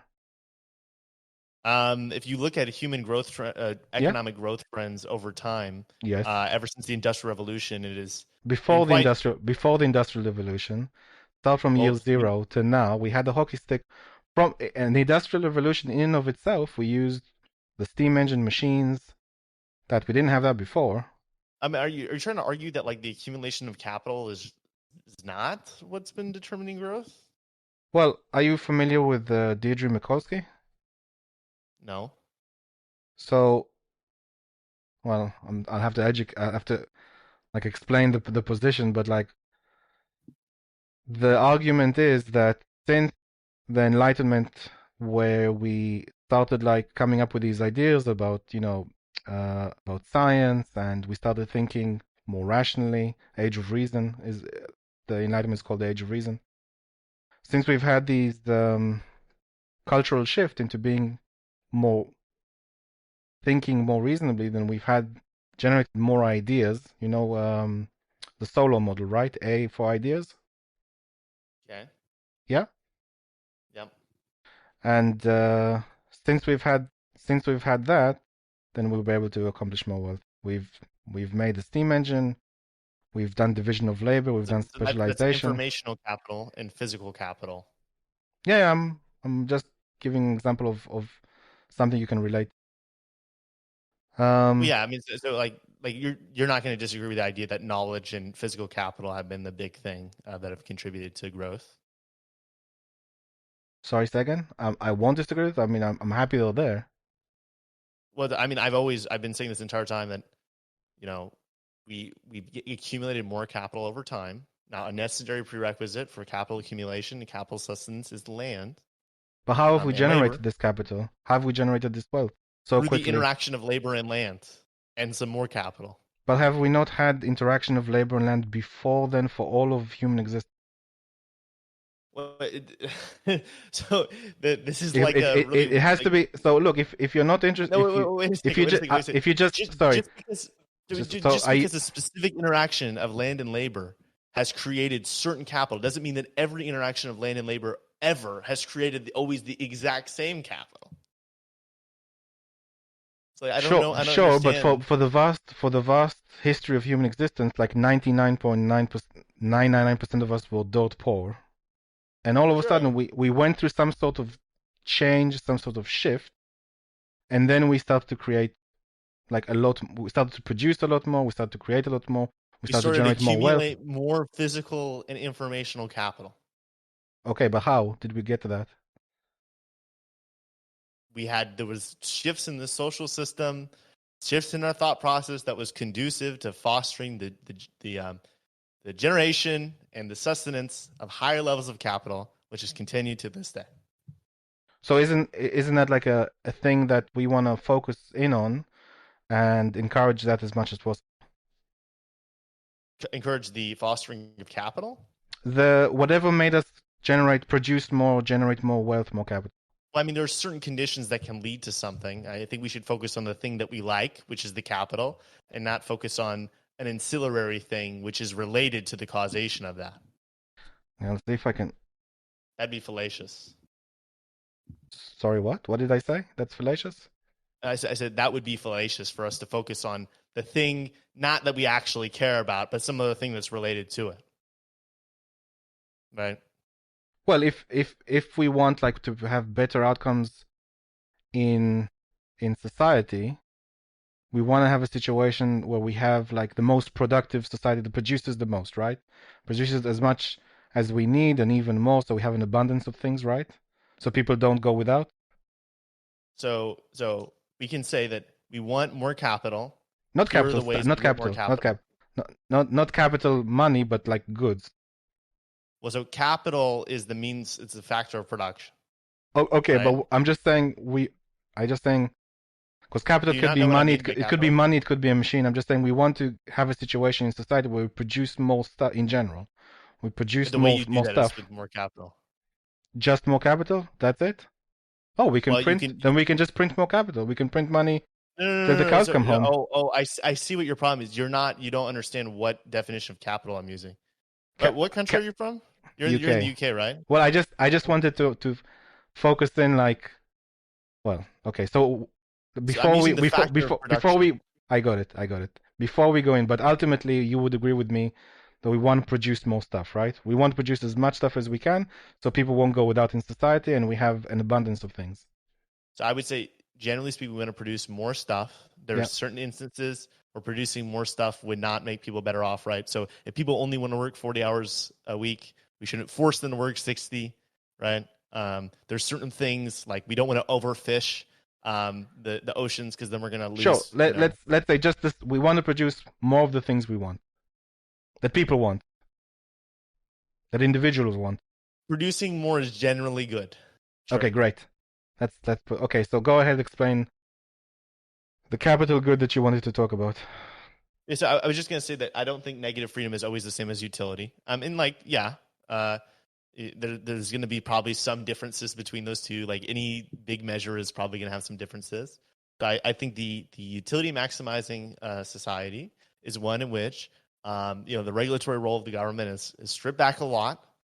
We change the decision making apparatus of the government to restructure the institutions so actually to ameliorate many of the concerns that libertarians have. And its primary function will be correcting certain market failures. Can you And describe what a market failure is? yeah, so generally speaking, there's markets that are inadequately competitive. There's public goods, and there's externalities. Externalities are the most endemic feature. Emissions is a great example. And so we want to price externalities, like impose a tax on externalities. I Right? actually Basically, this could be a longer conversation, but I don't entirely agree with just the concept of market failure, because I obviously it's from a utilitarian point of view. are you like an Austrian? I maybe I am. I'm economic constitution. I I mean, the big thing that I'm not a Austrians do. utilitarian, sorry if that helps. I know, but the big thing Austrians do is they do a semantics game where they just define away the possibility of market failure. If you want to like I to some degree I think dispute, Austrians are also utilitarians. most are not. Most are, the I vast think majority are not. Praxeology is like a super central idea with us. That's one of the reasons why most so I consequentialists just become neolibs. sure. I Because think the thing with market failure is obviously you have to look at it. You're looking at it from failing to what, and then you think failing to help society. And who decides that? Well, these graphs say that these graphs are not optimal. And the kind of the thing that I have a problem with economics today, like mainstream economics, and you could maybe laugh at me if you wish, but it seems to me like that it packages morality in it and gives like a prescription to politicians to pick up a policy. So I think I've mentioned this in the Substack. I think basically it gathers data, it strips value from the data to say I bought this because I liked it. You just written, well, he bought that. You don't know if he liked it or not. You strip all the value from it. You aggregate it because you care about society. You don't care about individuals or peaks and troughs in it. You just care about the aggregate. And then you attach a particular consequentialist moral take on it. Meaning, as a researcher, you have a lot of data and you can go find that data in any way you want. But if you were to take a research project, it would be like it would have a moral slant on it. Meaning, if I want to research inequality, because I think inequality is bad, then I would take this objective and then look at the data. Because before it's just data floating around, there's lots of it, I don't know what to do with it. But now I want to improve society, and inequality is bad, it's morally bad. And then I go look at the data, say, oh, society is unequal. I analyze the data some more, give a bunch of policy decisions, then pass it on to politicians to necessarily pick up. And Um, it seems to me like that the researchers are the like very close to making policy. Obviously, they would say, of course not. No okay, one wait. listens to us. Can I But yeah, respond? sure, yeah. Can I respond? Yeah. So, I mean, I think a lot of economics is just descriptive. You know, people say they observe things that we usually care about as a society, like what is the impact on growth? What is the impact on surplus? They don't strip out consumer and supplier information. Actually, the whole entire conception of deadweight loss is based on people's personal utility that they seem to derive in monetary terms through their own valuation of transactions. So it's like the least centralized application of the idea of utility ever. But we just do descriptive analysis. Some people say, okay, this increases inequality, this decreases inequality. It's your choice whether you want to care about that. Now, there's some left-wing researchers and there's some right-wing researchers that are biased. Sure. I mean, but I don't think that it calls into question the fact that, like all economic research, I think plenty of economic research is not biased and just saying, okay, this is what happens, right? And I don't see how this interacts with the idea of like rejecting the existence of externality. So You the like so the idea of failure, market failure, so it doesn't benefit society as much as it could. So you have like a graph, you have two lines going through the graph. So it would be optimal if the line was a bit more to the left, based on so it'd be Pareto value in efficiency. it'd be optimal in terms of people's monetary values for transactions, right? So one monetary transaction is having an external party that is affected by it, which is unable to actually articulate its interests because of the market failure, because it's just tons of actors, right? So pollution affects everybody on the planet. Not everybody on the planet can come together and launch a lawsuit against every single person who pollutes. So let's take pollution. So in my system of individual rights or strong individual rights, like pollution would not be an issue at all. But I'll separate it into two. Like you have pollution, like smog in your local area, and then you have emitting CO2, which is it's not categorized as pollution. So let's say polluting, you dump waste in your neighbor's backyard. That is So handled. I'm not talking about acute instances. So I guess But we I'm just giving the example. So if you dump waste in your neighbor's backyard, like the libertarians have like a well thought out legal system but for that already. nobody thinks that's an externality. Nobody thinks that's an externality. So So you're that would specifically talking about CO2 emissions? yeah, I mean there's certainly cases of pollution which are more acute. Like CO2, I have coal. to say, emitting CO2 isn't classified as pollution. I'm not talking about it. Okay, go ahead. So you could have like a coal plant that Yeah, emits yeah. pollutant, That right? so like a coal plant, like emits smog. The people in the town nearby are all affected by it. How do we resolve the problem? Yeah. No, it's No. very unlikely. You can assume that everybody's going to come together and have the lawsuit. The likelihood is that only a small percentage of people are going to care enough to do it, which means they're not going to be able to gather enough clout and sue for enough damages for Hold on. everybody. Hold on. I'm just saying that in these situations that I just described, there's quite a lot of legal theory already there how to solve that particular problem. Quite a bit. There is a capacity. Yeah. So there's well, I Well, mean, sorry. it Let me depends let on me what comes first. let let me explain what I'm saying. I don't think I was clear. So there are ways of solving this particular issues of pollution, like emitting smog to the town nearby. Um, and we could resolve it in the courts. We don't need for it to describe as a market failure because it could be handled in a different way through the legal system. It's questionable, I especially I, I when don't think so. impacts are, especially when impacts are small and very dispersed. So we can take carbon emissions. Okay. What's your solution to carbon emissions?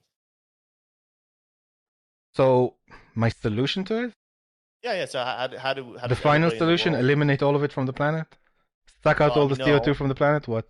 no. So there's this. We'd assume that there's a social cost, so we'd impose What it is the social via cost? externality taxes. But you could say, okay, I don't believe in externality taxes. I think they're bad because the government doesn't actually know the real social value, or the government sucks. So how do you solve that problem, right? Because there is a social cost of carbon emissions, right? I'm not sure there is. What is the Oof. social cost? Well, I need you to articulate it. You need me to explain to you like climate science? No, I'm familiar with Or- climate science. I'm aware that the planet is warming, but okay, I so think, this is harmful impacts on people. such as like what? So rising levels are definitely going to harm a lot of people's property. The We've okay, wait, intensification of hold on. hurricanes. Let's do one by one. Rising So, sea levels. We've had in the last 142 years, we've had 8 inches of increasing sea levels. wonderful. Okay, is that a problem? I think carbon emissions accelerating and increasing sea level rise will definitely be a problem for a lot of people. So far, it hasn't really done Of anything, course it and has.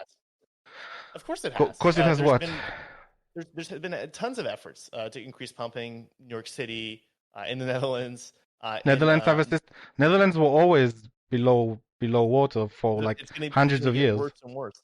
Sorry, It gets worse and worse. So they the have a pumping costs system. They have a increase. system of dikes to alleviate that. They Like have to you can have invest the in that same that system. someone else. Sorry, They have to invest more in that system as sea levels rise, right? So New York City has but to invest more in the system as sea levels rise.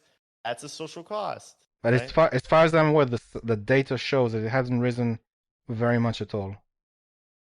So Well, you a just said 8 inches. So are you gonna start? You want to actually talk about how much carbon emissions are going to affect sea level rises? I would say this. You want to this? I would say I'm very familiar with the IPCC data. I'm very familiar with a lot of this particular material. I'm also very familiar with energy production and various forms of energy mixes.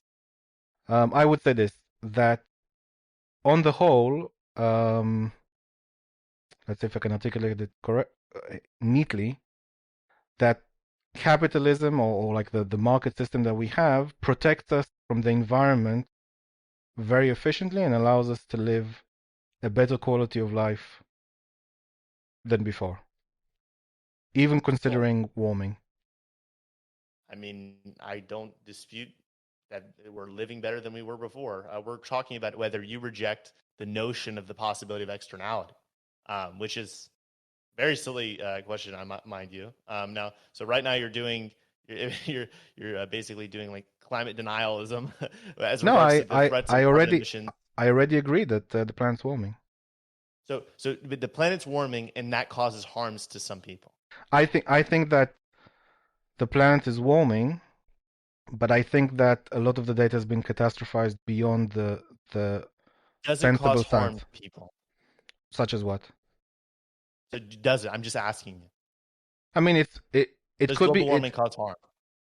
I mean, potentially somewhere across the planet, you could have a situation where it could get hotter. That could be a positive, or that could be a negative. Like it could be in a colder You can't area. say yes. Don't be ridiculous. You can say yes that it harms people. Okay, don't say you're not a climate I denier said, and then say, oh, I I can't even said say yes. potentially somewhere across the planet it may harm someone. Okay, you're being ridiculous. You're being absolutely ridiculous. Why? Come on, dude. Come on, Come what? on. What? Okay, you're saying, oh, it's really exaggerated. I'm not a climate denier, but actually, I'm not going to say yes. Yes, it's going to cause some people harm. This is an extremely easy. So Like, just hit it. It's a home run. let's say like this. Over time, climate-related deaths and climate-related damages has gone down. Don't cite an unrelated statistic. Okay. Why Does unrelated? global warming cause some people harm? We can adapt.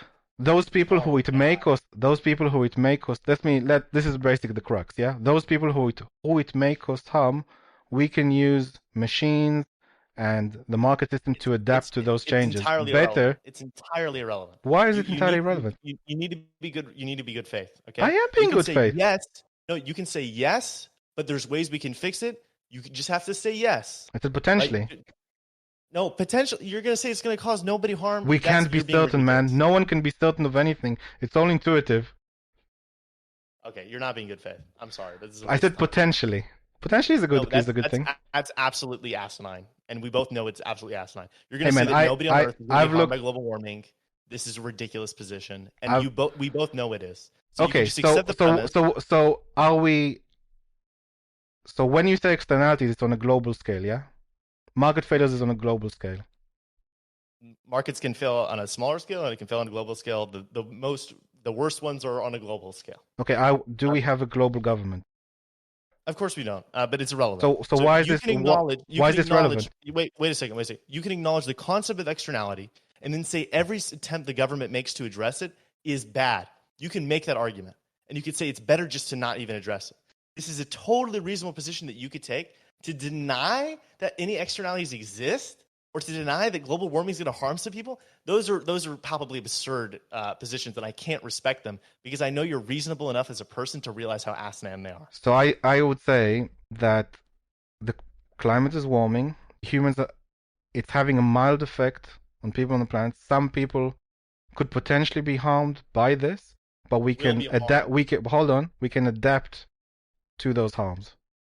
So we can deal with the descriptive fact. How much will they be harmed? They will be harmed. Some people will be harmed. Of course, with any change, some people will be harmed. Now, I tend to agree with like 99% of climate scientists. Okay, wait. It will be a big deal. Let me disagree.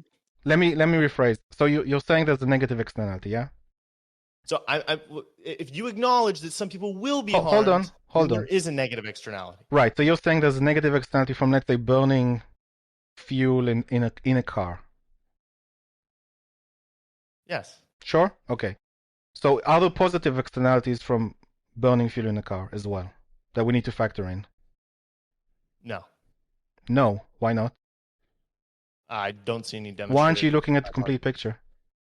I think that's I don't see the positive externality case. Okay, let me give you an example.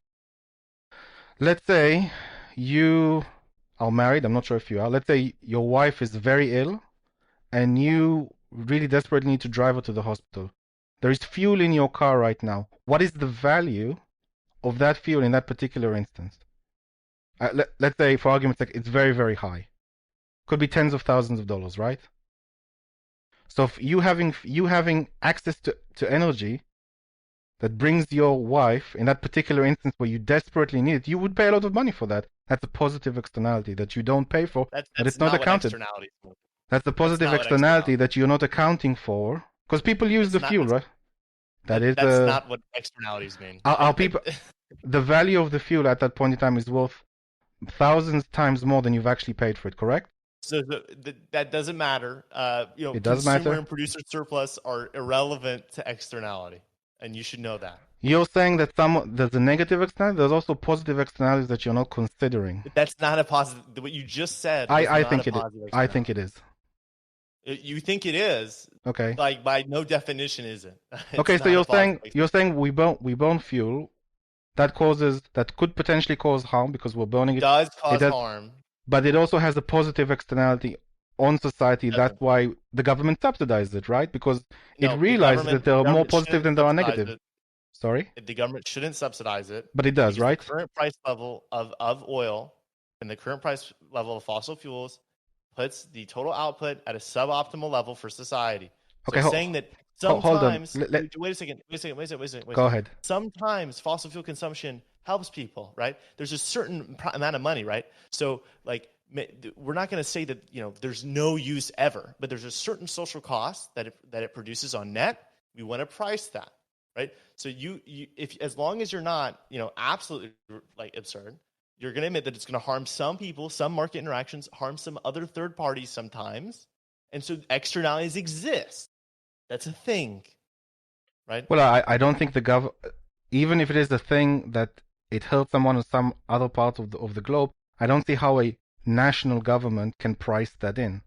Okay, see, this is a different. But in addition to that, I think that the government already prices in the positive externality of fuel and energy, and that's why it subsidized it.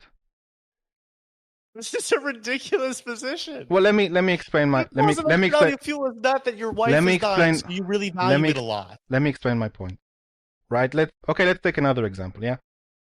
Let's say there's a steel making factory, and it goes to the government and says, "I want to dump waste in the river." Says it costs me a lot of money. I want to dump waste in the river, and the government or the EPA says, does the utilitarian calculation, says the steel that this company produces is worth a lot to society. So I'm gonna say, on balance, like, I don't mind it polluting to an X amount. You're not understanding what externality means. Hold on. I'm going to There's a allow it. certain social cost of externality. I understand because you're only focusing on the negative side, just not the No, positive no, no, side. So I'm not. I'm not. I'm just going to explain I'm to you how saying here, externality works. let me just finish the example. Sure. So Let me just finish the I example. understand this. I understand the example. Okay. So Okay. these are positive for society, right?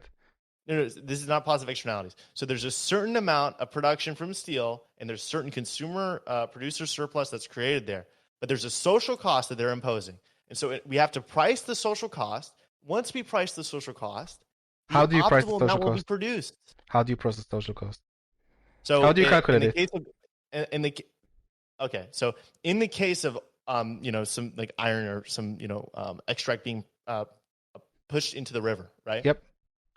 There is a social cost. It exists. Calculate Now, it. the government's ability to ascertain it, okay, this is a different question, but I'm just trying to get you to understand that there is a social cost, right? So if that social cost didn't exist, then the optimal amount would be being produced. But since there's a social cost, part of the bill is being paid by external parties, which are not benefiting from these transactions.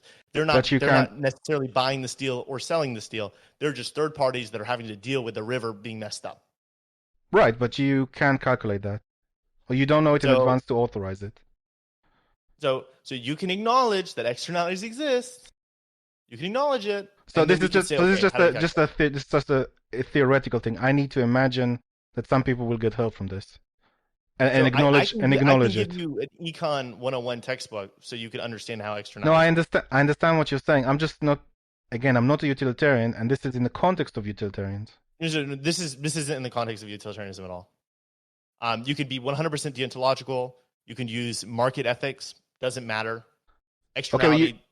Okay, but you agreed with me that we can't calculate it efficiently or maybe at all. No, certainly if it's on a global scale, we can't calculate, and we can. Should we calculate on a global scale, you have to factor in other people who emit CO2. Now, in addition to fossil fuels, one thing at a time. In addition to fossil fuels, we emit CO2 just by breathing. There's a wide variety of things that emit CO2. There are natural things in the environment that emit CO2. So it just seems like a bit wishy-washy to not factor the whole picture. So I mean, obviously, we're not going to just start killing humans. We're not going to price. I'm not sure that's what I said. Just hear me out. Sure. So externalities exist. We acknowledge externalities exist. It's really important to parse the difference between positions that are reasonable enough for me to respect and positions that I agree with. Right. So I can respect the position that the government can't price this stuff. I cannot respect the position that externalities don't exist because it's like Earth's flat. And you're a climate denier. So that's a how am I a climate denier? Well, it actually helps some people. It hurts some people. Some people may be hurt by it. But there are parts of the planet that are very cold. Wow, amazing! And so cold kills. You're going to argue unbalance. Hold on. On cold kills 9 times more people than heat. Amazing. What book are you citing? Like, where did Lancet you get this? Study. Which one? A Lancet Study. A Lancet study?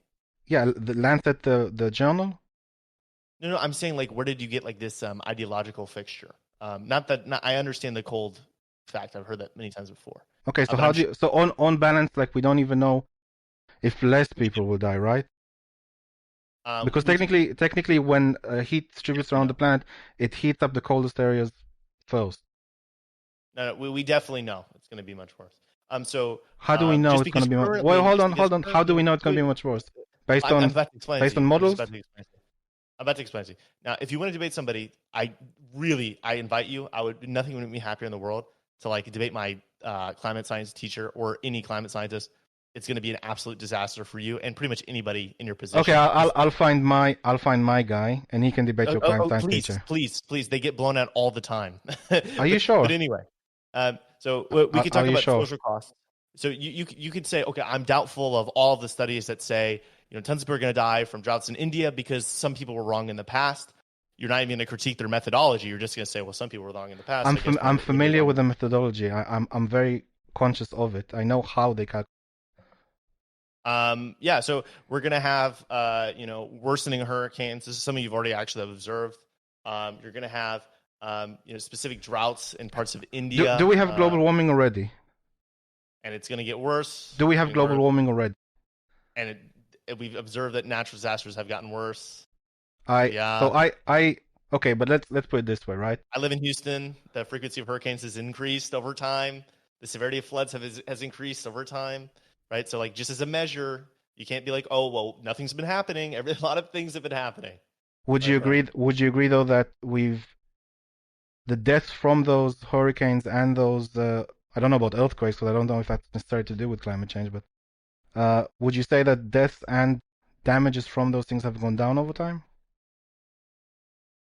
Deaths and damages? No, Deaths from climate related disasters and damages like cost, like money wise, have gone down over time. I would definitely not say costs for sure. But No, death has gone obviously, down. deaths that is a confounding variable, right? Why is that? Because we're better able to respond, right? So it's totally possible that the Okay. severity of weather crises has been worse, which is something we can measure directly. But Mhm. more people could survive because like we're more technologically advanced, right? How And we do have like but better methods.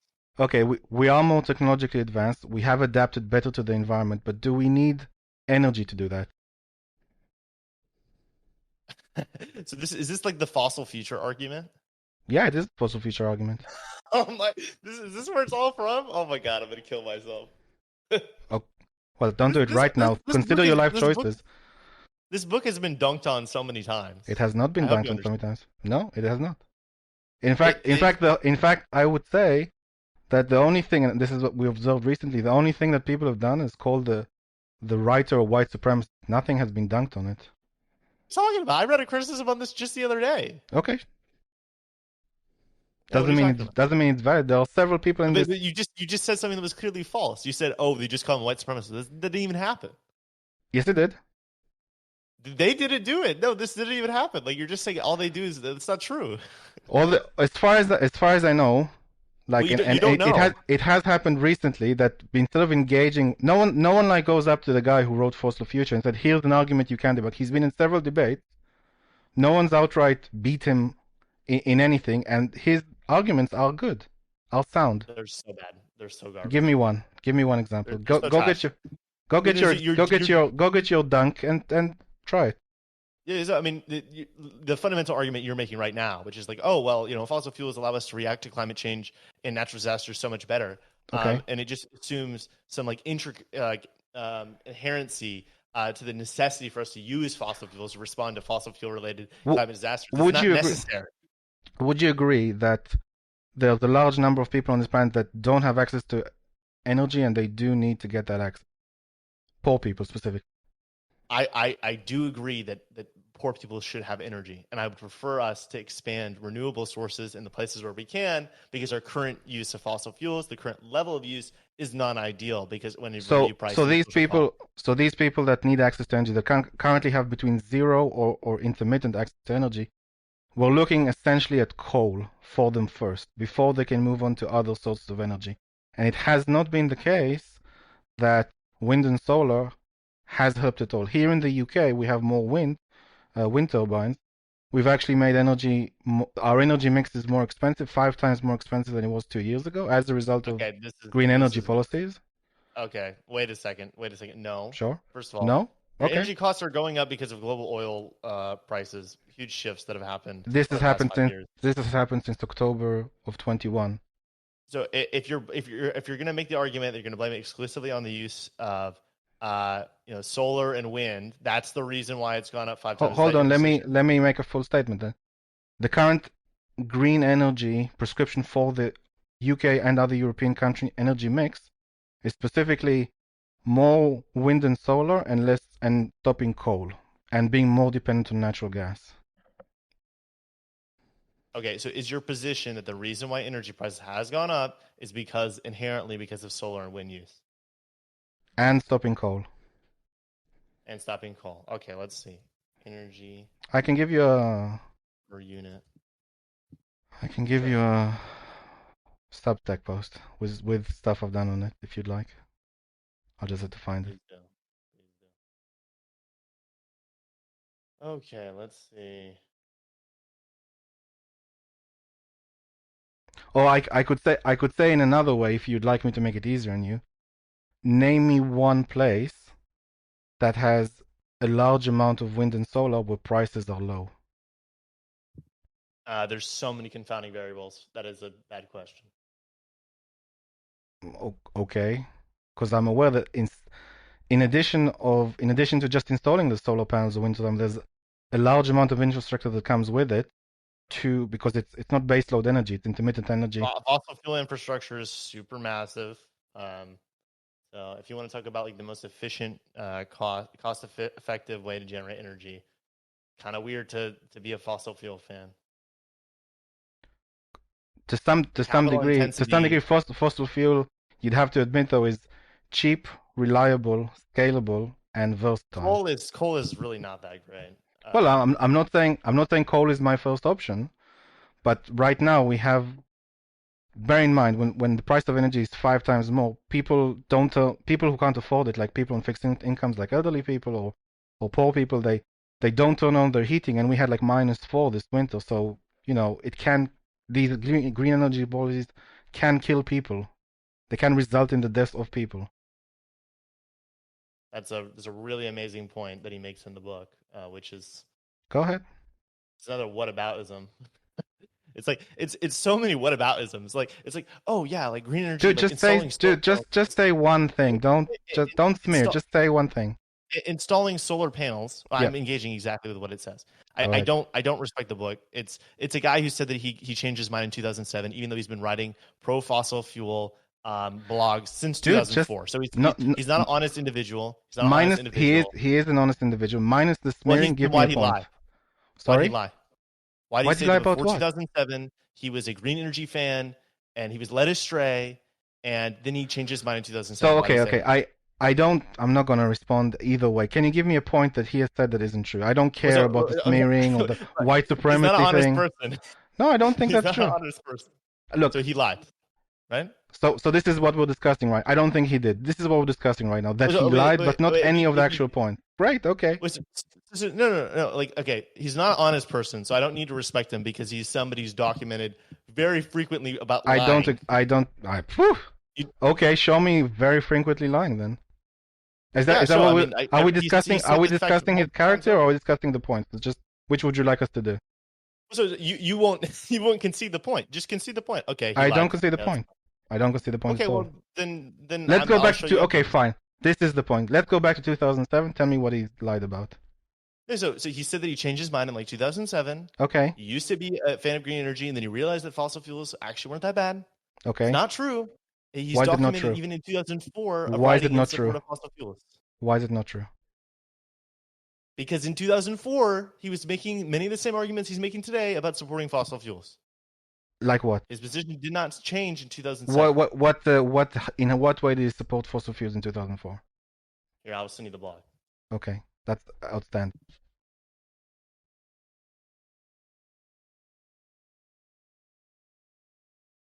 Here, I'll send you mine. Still with some facts.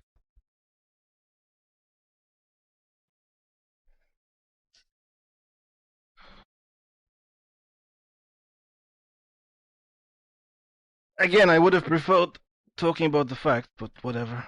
Well, I mean, if you won't concede the point, then I don't think he has, but go ahead.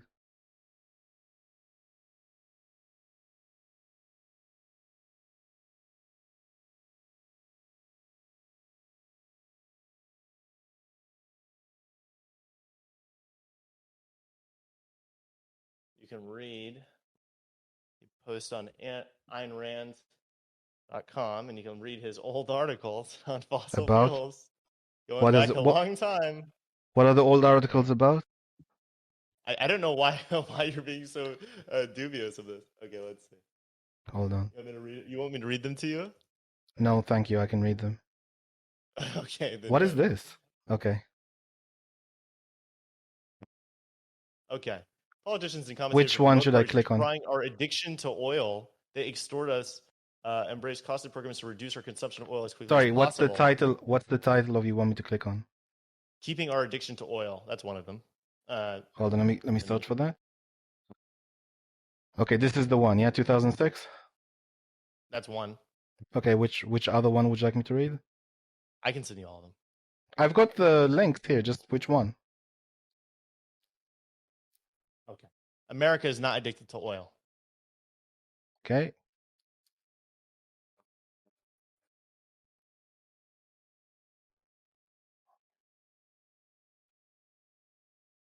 Okay, 2006.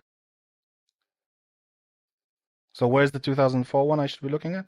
I'll find it.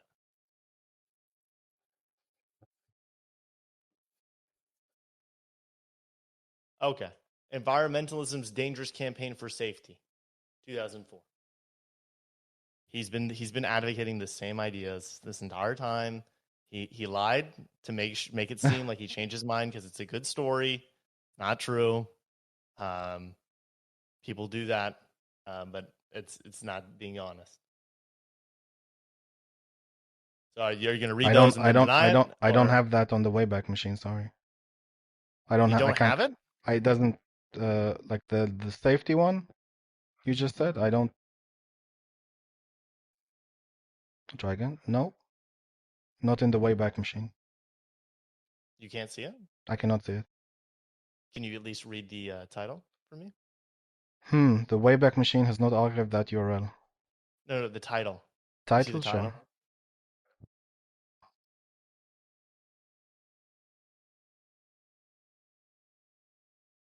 Environmentalism's dangerous campaign for safety in quotations. Is this somebody who seems like they have completely different positions before 2007? You can With concede fossil some fuels points. specifically, you mean? You can concede some points. If you're not going to concede any points, I then think I you could, can I'm go. not, look, you've just given it to me. I would say that to some degree, so this is something that I'm thinking about recently, that environmentalism as a whole allows government to intervene in the markets. You say, well, we need to, there are obviously these externalities, there are obviously these failures, and they're hurting this planet, like they're hurting the planet. We're not sure, but we have all these models that say it will be catastrophic. And then in addition, you have this concept in, I believe it's in consequentialism, where you have to factor in the rights of people that don't exist yet in the future based on this environmentalism thing. And as a platform, it allows the government to intervene heavily in the markets. And in the case of Europe, for example, they took control of many energy companies. Not exactly energy companies, but they're much more involved. And the energy companies are just service the consumers, but the actual bringing in energy into the country is something the government doesn't pay for. And the government is the one setting up turbines, let's say in the UK and certainly in Germany and stuff like that. So just saying just this platform is very anti market. So just on that could be something you can write about even in 2004. I don't know what's written in it, but So philosophically speaking, it's a position where you are pro the environment. You are anti so you can impacting nature. concede. You're anti impacting nature, but it's like an Okay, anti-human okay. stance. You said a lot. You said a lot. Okay. His positions haven't changed. They haven't. Now you can concede it. You could say, okay, I don't care. It's fine. Can't concede anything. Are those my only options? Huh? Are those my only options? Well, you could be dishonest and say, well, actually, I don't think. I But think his positions have. you haven't given me what have I if I were to say that I don't see anything here, what would I be dishonest about? I mean, I think if we had this, if this was videoed we're right just reading now, we're just reading the titles of the blog right now, right? And we're saying so he's being dishonest. so you could read the other blogs that you can access. That you can continue to deny it. If there was other people watching this right now, I'm pretty sure everybody would just say, okay, he's just not denying it because he's being stubborn and he doesn't want to admit. Well, that I am stubborn. This is true. I am very disagreeable. I agree completely. Yeah, this is you are. 2006. I'll tell you what. I only have one out of the three you gave, which is the keeping our addiction to oil. I will read that in the 2006 July. I'll read that, but would you like to debunk any of his points, or is it just not, there's no point anymore? So I just want you to concede first. So I don't have anything to concede. I have to read the blog. Okay, read it. I'm not going to do it right now. So I fundamentally do not believe that you are at the Dude, stage where you're you're putting a lot of pressure on me right now. I don't appreciate that. well, I don't think Can we just it's honestly just have an honest conversation where we talk about an actual it's just scientific that point that you'd I like? can't do it because we've been talking for a long time now. I don't even Sure. know how long. But you're saying I'm being But dishonest, so there's no point. no, so like I just don't think. Yeah, we've been talking for 2 hours, Okay. and you haven't conceded a single point, even whenever like you clearly did not understand the actual mechanics that you were engaging with. And it's okay to not understand. Look, the exact definition. I admitted already that the metaphysics one is a bit more difficult for me. So, but you can make concessions. If you recall, I admitted already that it's not my strongest point. I understand it. Maybe I can't explain it, or I understand it like intuitively, but not. But I can't really explain it. But this Well, is you something. see, But energy policy is something I've actually studied quite a bit in the last year. I can speak to it if you'd like to ask. but if you're the type of person, right? So the reason why we're having this discussion is because Do you think I'm dishonest? Sorry, is that you don't want to continue because you think I'm dishonest? Is that No, the position? I think you're so incredibly stubborn that it doesn't matter what I say. There's no capacity for me to actually influence your opinion, because you're just going to reject whatever I say. That's what I've seen. Would you like to be influenced? Would you like to be influenced by my opinion? I'm totally open to hearing new arguments. The problem is, even whenever I show you something where it is super obvious that you had like a definitional issue, or in this case, you made a factual error, you won't concede, so it's a waste of time. I made a factual error on what? You might as well just listen to a lecture or read your blogs or something, because there's no point of actually talking or saying anything. Okay.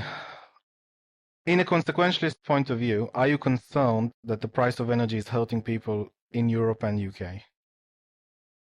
I would like the price of energy to be lower. I don't think carbon pricing is. I think, with the exception of carbon pricing, I think we should price externalities. But other things we should do. But if we price externalities, if for example we stop subsidizing, I don't think it's a heavy subsidizing, but we add a tax, let's say, to petrol. Let's say that we have in the UK, they want to add a 12p per litre, which is significant for the working poor here. Do you think that's a positive thing, or will that hurt people inside? Is it something that could increase inflation to some degree, because energy costs for transportation and whatnot? That wouldn't be inflation, because that taxes aren't included in inflation. But is that something that is a positive outcome for society? Would you say? I don't know. I don't really think a gas tax is the right move to do externality pricing. Let's look at it like this. Let's say Germany, right? Let's say Germany goes all in on renewables, and it does it for everyone outside of Germany. So Germany is actively taking the position that this harms the planet very much, and that the German people need to sacrifice for the rest of the planet. And they would, I think this is what they've already done. They will raise taxes on energy considerably and use that money to invest in renewables, in wind and solar specifically. So, would you think that's beneficial for their society? For their society.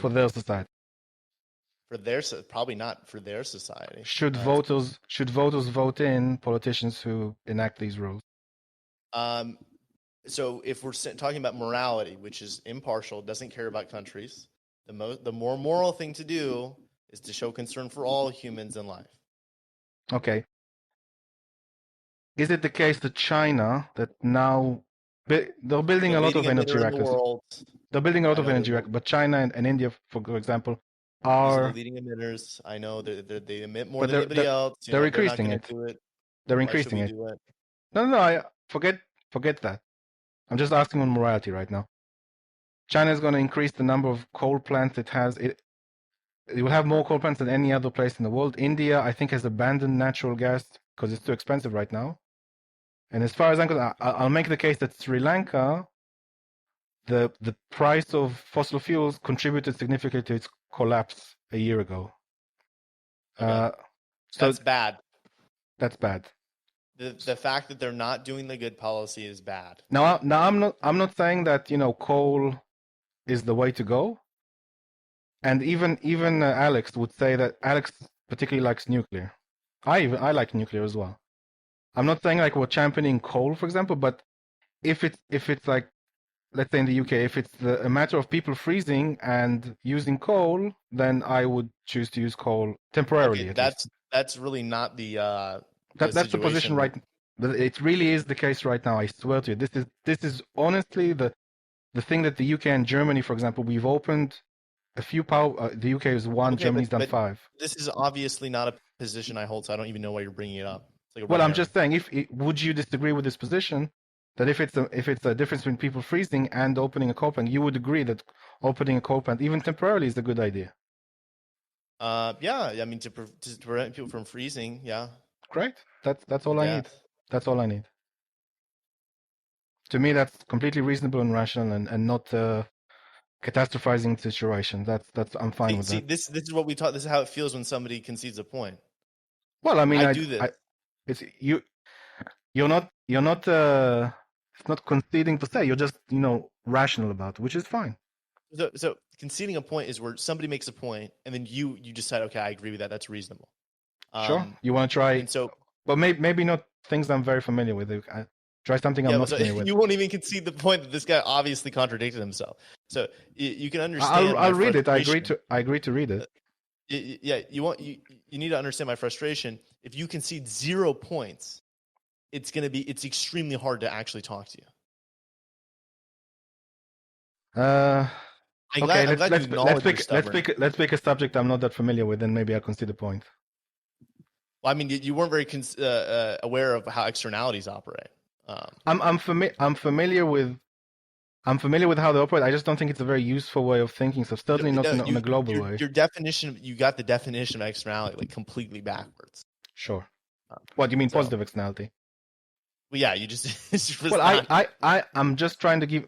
I appreciate that it's not like a vaccine, which is a positive externality, or like a school, which is I appreciate it doesn't fall exactly in that category, but the example still helps us think that we don't look at the whole picture and we don't look at everything. So, for example, even Alex's point that if you take fossil fuels and you take it as the full picture, then you take the benefits and the negatives. There's still a good reason to keep using them until we have X and Y. I've never been one of the people who thinks we should just ban fossil fuels and stop everybody from using them. I think it's stupid. I think what matters is humans and life. We should care for life. So okay. I think the current level of fossil fuel consumption is socially suboptimal. I think we should have a carbon tax, but I don't think we should just eliminate or ban it. And I think nuclear is great. I think fusion is the future, right? Are you aware that a lot of environmentalists have been anti-nuclear since the 70s? I'm a neoliberal, dude. I debate with leftists. I'm not blaming you. I'm not blaming you. I'm just saying that this side of the aisle or whatever has been anti-nuclear for a very long time. So if he went out and his book was just to say, just so everybody knows, fossil fuels are, not like we can't just eliminate them completely, right? That component of his argument, I wrote a thread about his book. Oh, okay, can I read it? Yeah, just look up fossil future. On his thing? That part's fine. My problem is with, first of all, borderline climate denial, actually basically full climate denial, just super minimizing all the research that's been done on this. It seems very improbable to me. Can I ask the question for my benefit? So sure. the thing to me that we keep improving our technology, we keep adapting, we have more access to energy, or theoretically, that we could you're obviously going to agree with this anyway, but let's say back in 2010, there was a massive earthquake in Haiti. As a result, flood, I think 100,000, if not 300,000 people died. And I forget exactly the scale of the earthquake, but there was a similar earthquake in 2019 in some parts in California, and one person died because he was under his car repairing it during the earthquake. So I'm not saying you won't agree. I'm just giving you an example. Like we have technologies, we have energy to power machines that build these infrastructure that can protect us from these environments. And why is that not resonating? You agree intellectually, but why is that not resonating in the sense that even if there is climate warming, the fact that we have this ability to adapt to it, and we need energy to do that, obviously, why is that not a good reason to focus on adaptability more? So adaptability is important. There's a certain social cost, right? So fossil fuel consumption right now is over the ideal amount. When you actually include the social cost, we'd be using more of non-fossil fuel like geothermal, hydro, and whatever. That's my position. That's my only position. So It's not geothermal that and you can. hydro are situational. Like, for example, the UK is very flat. Those are just examples of renewable energy sources, nuclear, and honestly, I think your position on solar does not actually stand with the facts. Wind is not super effective. Solar has actually made some miraculous gains in its Well, efficiency, we and for a we lot don't of have. people, even now, it's Yeah, economical. yeah. I'm not disagreeing with you that PV solar has made efficiencies and reduction in cost. I'm just saying. So we don't have that because we don't have a lot of sun in the UK. But I'll argue for the point. Um, it's not the price of the solar panel themselves that's the issue. It's not the price of the wind turbine that's the issue. It's the transmission lines to reach these new, very far away places. It's the load balancing equipment that you need. It's the storage that you may need. These are all very, very expensive. The transmission in and of itself will take 10 years to build. So these. I'm not sure necessarily. Really, is context dependent. It's also dependent on how far away the solar Right, panels if you put it on your are. roof, that's fine. A lot of places use roof mounting. I think that I'm not going to make an argument that we should switch everything to solar. I really think nuclear is the best option Well, for a lot if of places. nuclear is I think if the nuclear is market the will best, figure it out. sorry. I think the market will figure it out. I'm just saying there is a Well, social cost to certain emissions, methane emissions, carbon emissions, other things. you Those things should be priced. you're aware that in the US you haven't had commercial nuclear power plants since the NRC. We do have nuclear plants. No, you haven't had commercial. Sorry, it's the government pays for it, not from the commercial side. Like a privately operated nuclear Yeah, power you don't plant. have you have not had a consumer made nuclear plant since the NLC came about in 1975, and the vast majority of your nuclear power plants in the US is the average life is 39 years old. They get out of commit. Sorry, let me be Well, accurate we here. have private nuclear plants. Uh, if they were made before the NLC and they've been updated since then, maybe. But once every 40 years, they have to spend a lot of money to bring up to regulation. Some people just choose I to mean, close it down. I don't know a ridiculous amount of nuclear regulation. I think that we've stifled the industry somewhat. But Oh, it's quite severe. yeah, I mean, that's not. I'm not going to defend bad regulation. I'm a neoliberal. So this is see the regulation thing is something I could always argue. People, no, regulation is good. We need it for the evil capitalists. Like, no, yeah, you're right. Okay. No, yeah. So I think regulation usually is pretty bad. I mean, there's some examples where it seems fine, but generally speaking, it seems bad. I think externalities, they exist for sure. If you don't believe that, I can send you a bunch of work on it. On externalities, it's like one of those things that not very many people argue against. Yeah. Again, I'm And then not. you can. I'm not. Okay. Let's say this. I'm not saying that they don't exist. Don't exist. I'm saying it's not a useful way of thinking about the problem because they don't consider other things. It's a very one-sided way of looking at something. Saying Externalities this is have externalities. no.